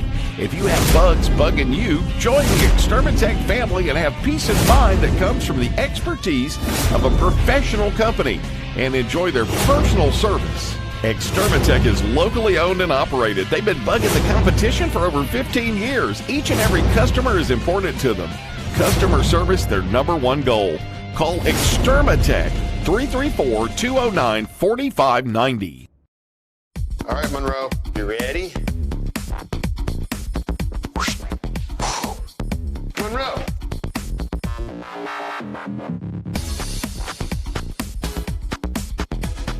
Ooh. And we're back at Boykin Chapman Field here. Holtville leading Elmore County 27-14. Elmore County facing 3rd and 6. Holtville in a great position to snap that 8-game losing streak here to the Bulldogs. 12 minutes from pay dirt here for Holtville, but a crucial 3rd down for Elmore County as they trail by 2 scores. As Benson and Brown will come back out in the backfield. I'm sorry, go ahead. Still waiting for Dylan Weaver to just go ahead and pull it. He's had a few options for him to pull it and run it himself if he wanted to on that outside edge. Benson, left side, stood up over there, cuts it back. Nowhere to go. The Bulldogs swarm all over him, and they'll bring up 4th down and 10. They probably were calling that play thinking they got 2 downs to get 6. Now it's 4th and 10. And what do you do here? Looks like Weaver is going to the sideline. Might be decision time. Might be 4 down territory here. Yeah, with the way this offense takes time off the clock, they may just have to go for it. Your defense made a stand last time in the same situation. So looks like Coach Cantrell's going to roll the dice here on 4th and 10 on this second play of quarter number 4. Risky call, but I like it. I think it's the right call. They're going to have to hurry. Play clock's down to 7 as they break the huddle.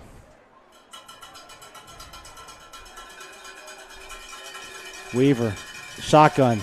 Oh, in all kinds of trouble. Dropped way behind the line. Had an open receiver over the middle, but had no time to see him as that Holtville defense was all over the place. Led by number 42, Copeland Gillian for Holtville. A big sack, and here Holtville has a chance to put this game away for good now. It's strange that a team that runs the ball so well and blocks so well for those runs has not done all that well in the passing game. Weaver has not had any kind of time tonight when he's dropped back, and there we saw it again there. Just 1 completion for Dylan Weaver for 7 yards back in the first quarter. Baker back at quarterback with Drew Pickett in the backfield. Baker hands it off to Pickett. Pickett works the left side of the line, still moving fresh legs in there across the 25 down to the 23-yard line for 7 yards for Pickett on the first down run. That is the first time Holtville has run the ball and it has not been number 6, Colby Potts. Bring up 2nd and 3. Picks up 7 yards, brings up 2nd and 3. Baker calls the signals. He's going to take it himself this time. And he's trying to escape out of there. Looked like he had the first down for a moment. Now he's dropped back behind the marker, so it'll bring up 3rd down and short as the clock continues to move as we're down to the 10:15 left in this contest. If I'm the Bulldogs, I'm going to take some more time off the play clock. You got 35 seconds right now. You don't have to Atlanta Falcons this thing. Sorry to the fans out there, but we saw what happened to that team a couple of years ago. The 3rd down and 1. Baker and Pickett stay in the backfield. Try to draw them off sides, and then they get another signal again from the sideline. Pickett, straight up the middle, has the first down, as it's a Parisi Speed School first down for Holtville. And a fresh set of downs with 9:40 left in the contest.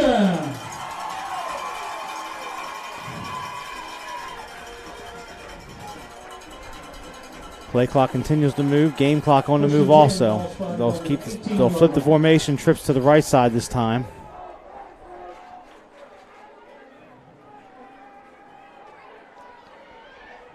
Pickett works over the left guard. Stood up after initial couple yards of gain there. And we had the play blown dead. Picked up about 2 on the play. It'll bring up 2nd down and 8 Number 8, Blue Pickett, the ball carrier. for Holtville. Bulldogs going for the proverbial nail in the coffin right here. They get another score, and that really could be it. Under 9 minutes left now. Pickett and Baker stay in the backfield. Baker's going to call his own number. He's hit behind the line, spins out of one tackle, trying to escape out to the outside. There's a stiff arm. And still on his feet is Baker, still going. There's a flag there. It's probably going to be a face mask. What a run by Baker, trying to get back to the line of scrimmage. He had about 7 or 8 men on him at some point there. There's a flag. I think it's going to be a face mask. We'll have to check the call, though, officially. Looks like Yasiel Puig taking on the entire Pittsburgh Pirates team on that run. Got a couple guys for Elmore County down behind the play. All kinds of laundry out in the field.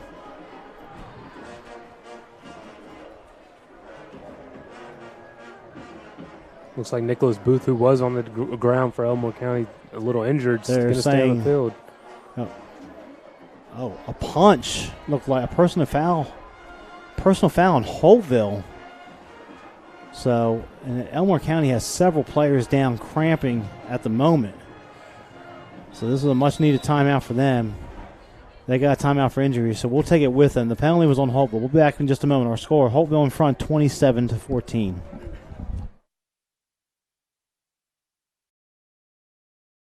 My mother was always very familiar with her neighborhood, but one day she stopped at the stop sign for much longer than usual, and she didn't know whether she should go forward or turn, and she wasn't even really sure where she was at. It was very unsettling for her. I felt so much better after my son told me, "Mom, I don't want you to worry or be afraid. I'll be there for you, and we'll figure it out."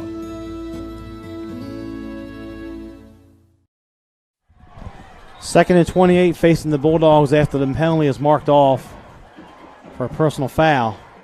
Baker's going to take it himself. Boy, he is loose. Cuts it out to the right. There goes Baker. It avoids one tackle. Man, he gets a lot of yardage there. Picks up about 25 yards on the run inside the 15-yard line for the senior quarterback, Drake Baker. Bring up third down and about 3 or 4 here for the Bulldogs. Quickly back to the line. This Elmore County defense is tired at the moment. Baker, left side, spins his way towards another Parisi Speed School first down for the Bulldogs, and it'll be 1st and goal. Wow, they're really backed up there, but it's amazing what Baker can do. Just a couple of runs and fresh set of downs. And now they're going to go back. Looks like that Wildcat set with Potts 6-yard line. in the backfield.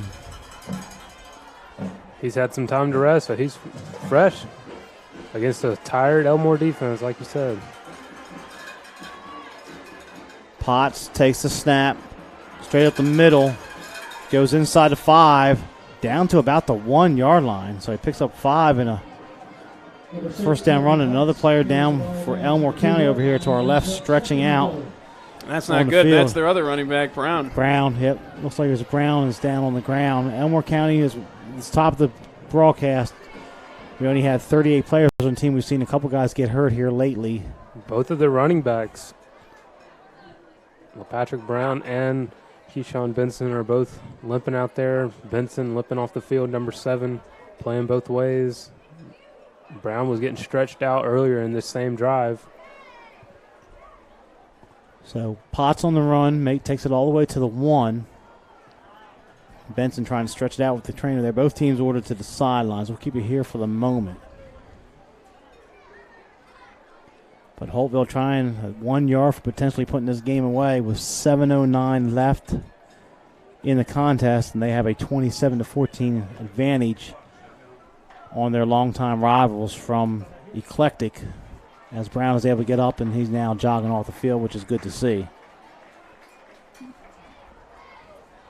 If they're going to make a push for this game to come back in it, they're going to need him. So it'll be check that, 2nd and goal from the 1-yard line. They'll stay with that Wildcat. Holtville will. That's Potts is the running back here. And both teams are running back onto the field.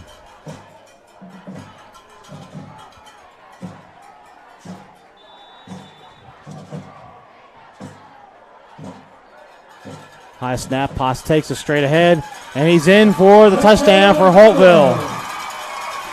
Colby Potts, count him up for us. Touchdown after touchdown tonight for the senior transfer from Edgewood Academy. 4th touchdown of the night for Potts. That was an easy one there as the O-line got great push on the goal line. And how about this? On that last drive, Braxton Buck didn't even play. So that's just how dangerous this team can be. They can beat you in a lot of different ways. Holtville has aspirations of advancing beyond just the playoffs this year. They'd like to get that home playoff game if they could. Maybe move on. Looks like they're going to go for 2 here to get up by 21. They stay in the Wildcat formation. Potts gets it, and the team was not set. They're going to back it up 5 yards. So a dead ball, false, well, they call it delay game, it looks like. Indication of the delay game against the Bulldogs.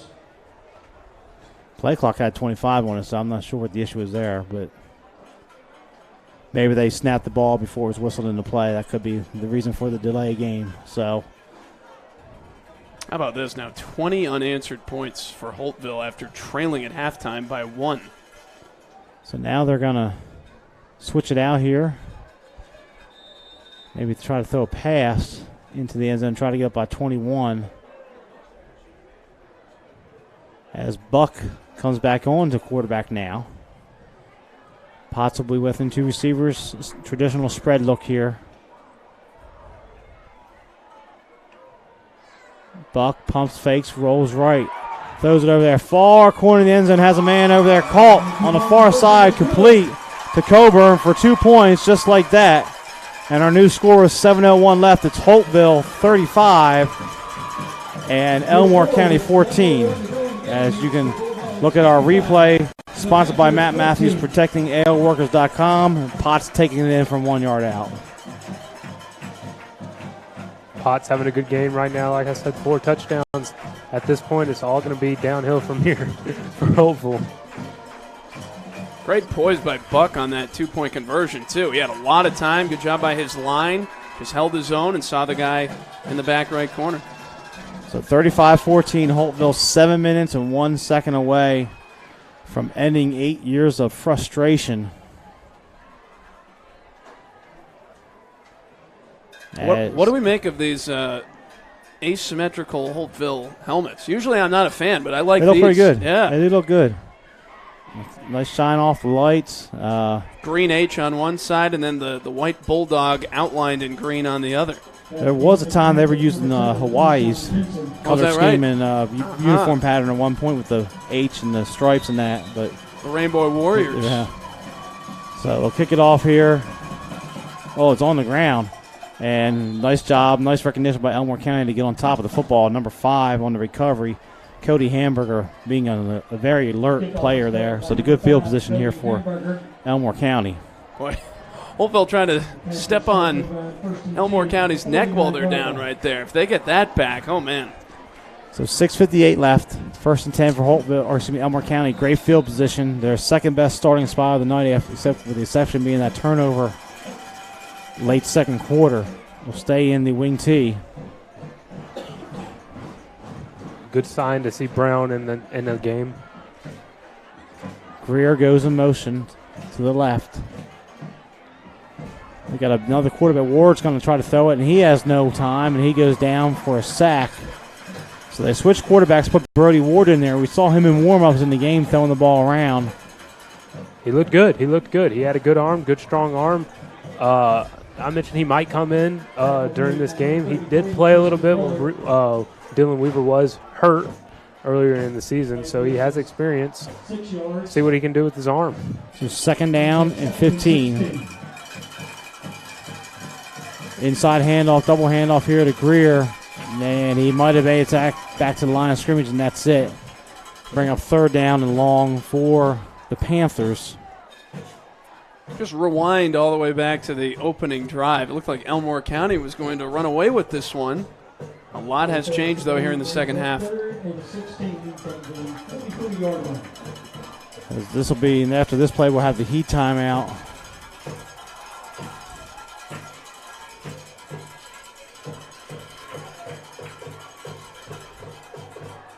Ward under center. Oh, he is dropped quickly behind the line. Number 42, Copeland Gillian again on the sack for Holtville. And it'll be a punting situation for Elmore County. There are just no answers for that defensive line. That O-line is having fits, allowed sacks on almost every single drive. This is not good. Not a good sign for them going forward in this season, obviously. Potts in to return the kick for Holtville. Jones will punt for Elmore County. 5:15 in the county here in this contest. Kicks away. Not going to be returnable. And it'll drop dead there. And we should have a heat timeout on the change of possessions. Maybe, maybe not.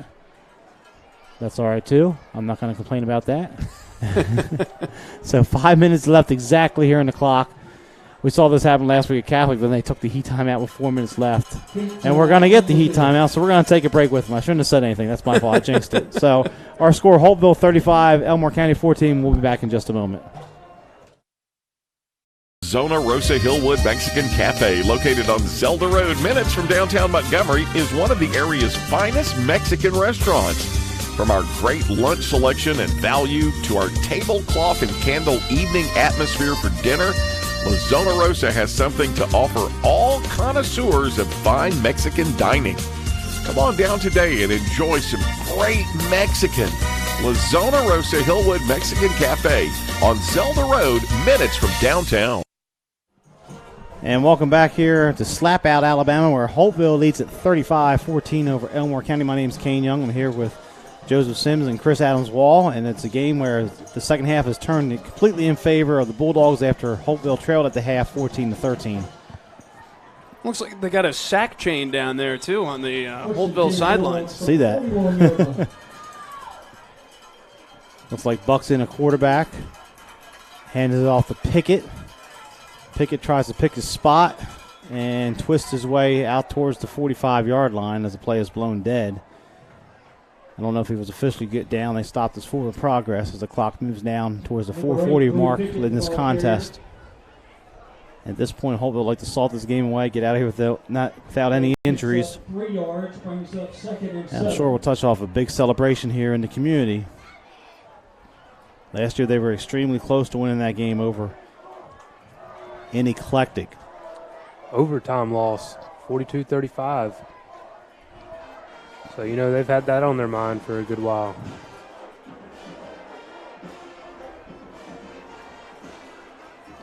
2nd and 6. They'll run the play clock down in under 10 seconds now.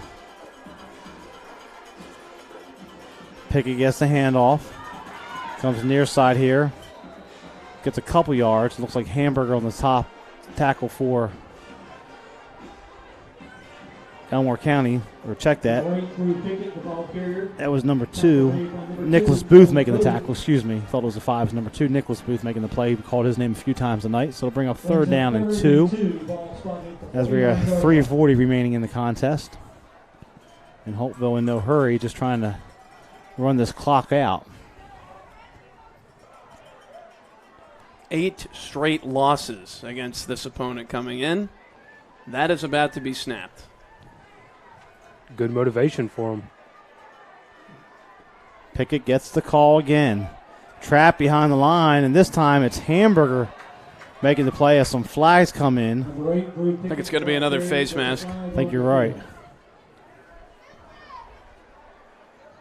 It is a face mask against Elmore County, so with the penalty, that'll be another Parisi Speed School first down for the Bulldogs as the clock is stopped momentarily with 3:11 remaining. You have to give a lot of credit to the Holtville offense. How about the defense, though? They have not allowed a point since halftime. Yeah, pitching a shutout here in the second half.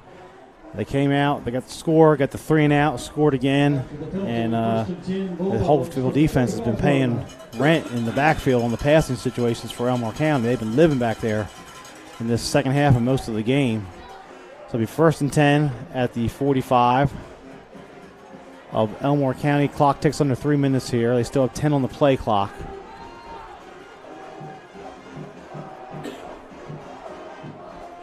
Pickett gets the handoff. Breaks it out to the left here. He's loose into the secondary. Still driving those legs down to the 25-yard line. It's a 21-yard gain on the play for Drew Pickett, and another Parisi Speed School first down for Holtville. With 2:40 and the clock moving.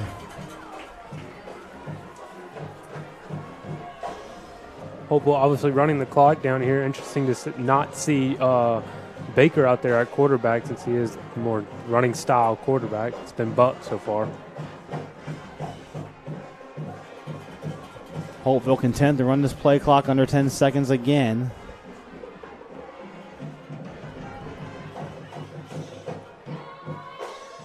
Pickett works the left side. Running over through some tackles there. Has 9 yards. He's down to the 15-yard line as we're now under 2 minutes to play for Holtville. One more first down will put this game away for sure. Picks up 9 yards, brings up 2nd and 1. Ball spotted about the 15-yard line. As Coach Franklin and his staff signaling the plays here. Holtville in no hurry. Down to a minute 35. Still have 15 on the play clock.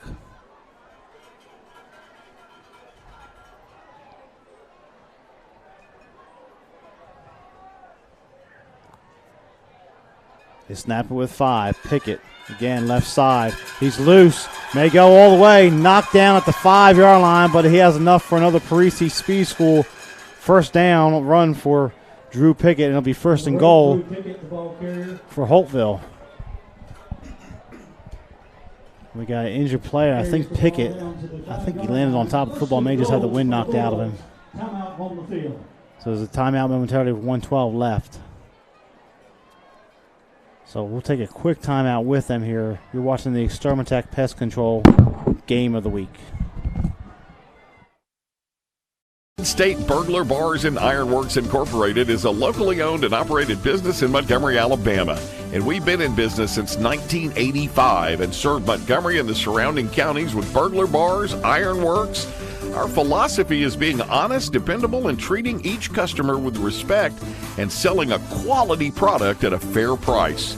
If you need burglar bars or ironwork of any kind, call Mid-State Burglar Bars and Ironworks, Montgomery. And we're back here. Pickett able to walk off himself. I think he just landed on top of the football. Probably got the wind knocked out of him there. He's standing over here just talking to the trainer, patting his chest, having a sip of Gatorade. So clock running now, 1:05 left. 1st and goal for Holtville. Looks like they're going to go into the victory formation here. And that will do it for tonight. Snapping that 8-game losing streak must feel good.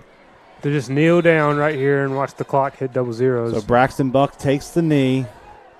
They're going to have to snap it one more time. And for Holtville, had lost 17 out of 19 games going back to the 1999 season.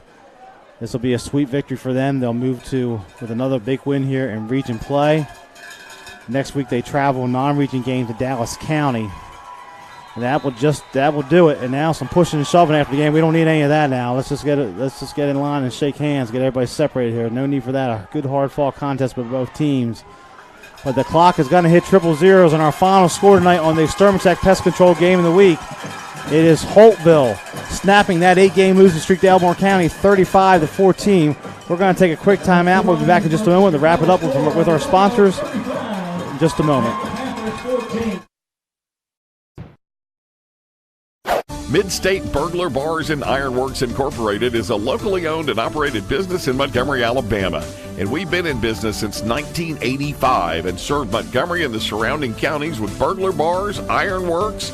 Our philosophy is being honest, dependable, and treating each customer with respect and selling a quality product at a fair price.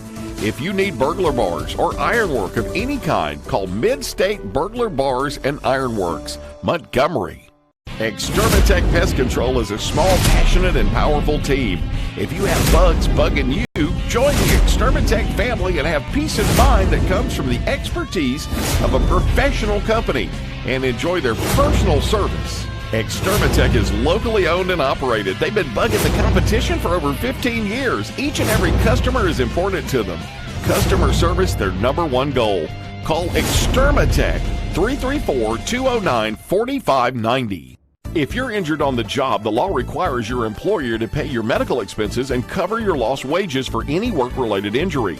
Employers and their insurers often try to deny workers' compensation claims or limit your benefits. Whether you're totally disabled and cannot work or if you've suffered some impairment, attorney Matt Matthews has years of experience litigating. For more information, go to the website protectingalworkers.com. That's protectingalworkers.com. Because of you, I felt hopeless. I know it was a joke, but it still hurt me. Because of you, I felt wanted and not alone in this world. Because you said hi to me on the first day of school, I felt included, and I knew that I was going to be okay.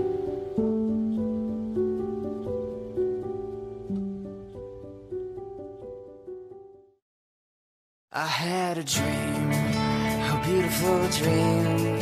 I couldn't believe how real it seemed. Up on stage, in a field of green, on the winding river, and a song you'll sing. When I wake up, I'll see you here in Montgomery, where dreams come true. It was 1917. Charlie Chaplin appeared as the Little Tramp, Walt Disney graduated from high school, and Woodrow Wilson was reelected president. And in Montgomery, Chris's sold their very first hot dog. Move forward to the 1950s. Hank Williams was hanging out at Chris's. Up through the 70s and 80s, many stars and politicians discovered Montgomery's little secret. Jump ahead to the new millennium. Riverwalk Stadium, the alleyway, and the new downtown.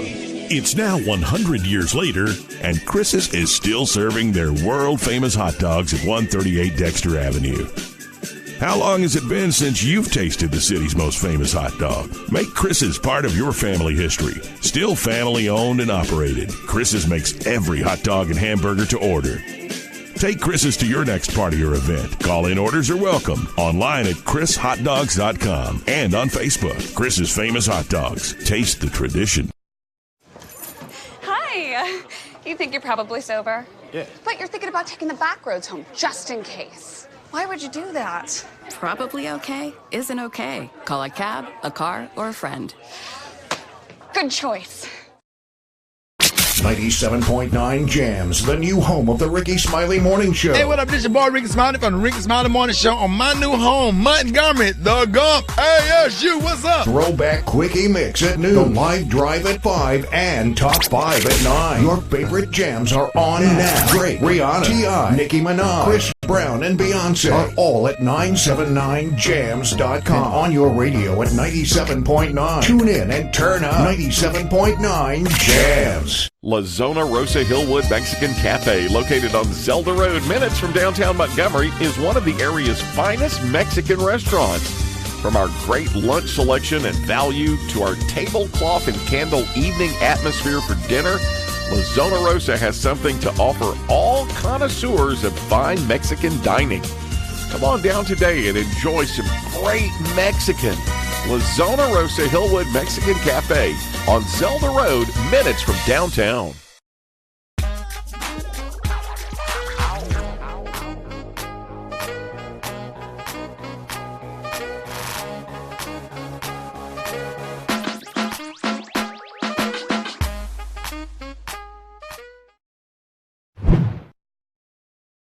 Once again here, welcome back to the Extermatech Pest Control Game of the Week. Our final score, Holtville snapping 8 years of frustration tonight with a victory over Elmore County 35-14. An impressive second half for the Bulldogs. Yeah, that really was. I mean, they were down 14-13, and they came out, and they were not afraid at all. They weren't intimidated by a team that had beaten them 8 straight years, and they came out, and again, 21 unanswered points, or 22 unanswered points, I should say, in the second half. And let's not forget, Holtville had to come back twice in this game. They're down first 7-0, then they were down 13-7, or 14-7 rather, or 14-6 rather. There we go. But they did come back and they won the game, and really impressive stuff. I'm sure that everyone here on the home side feeling really good.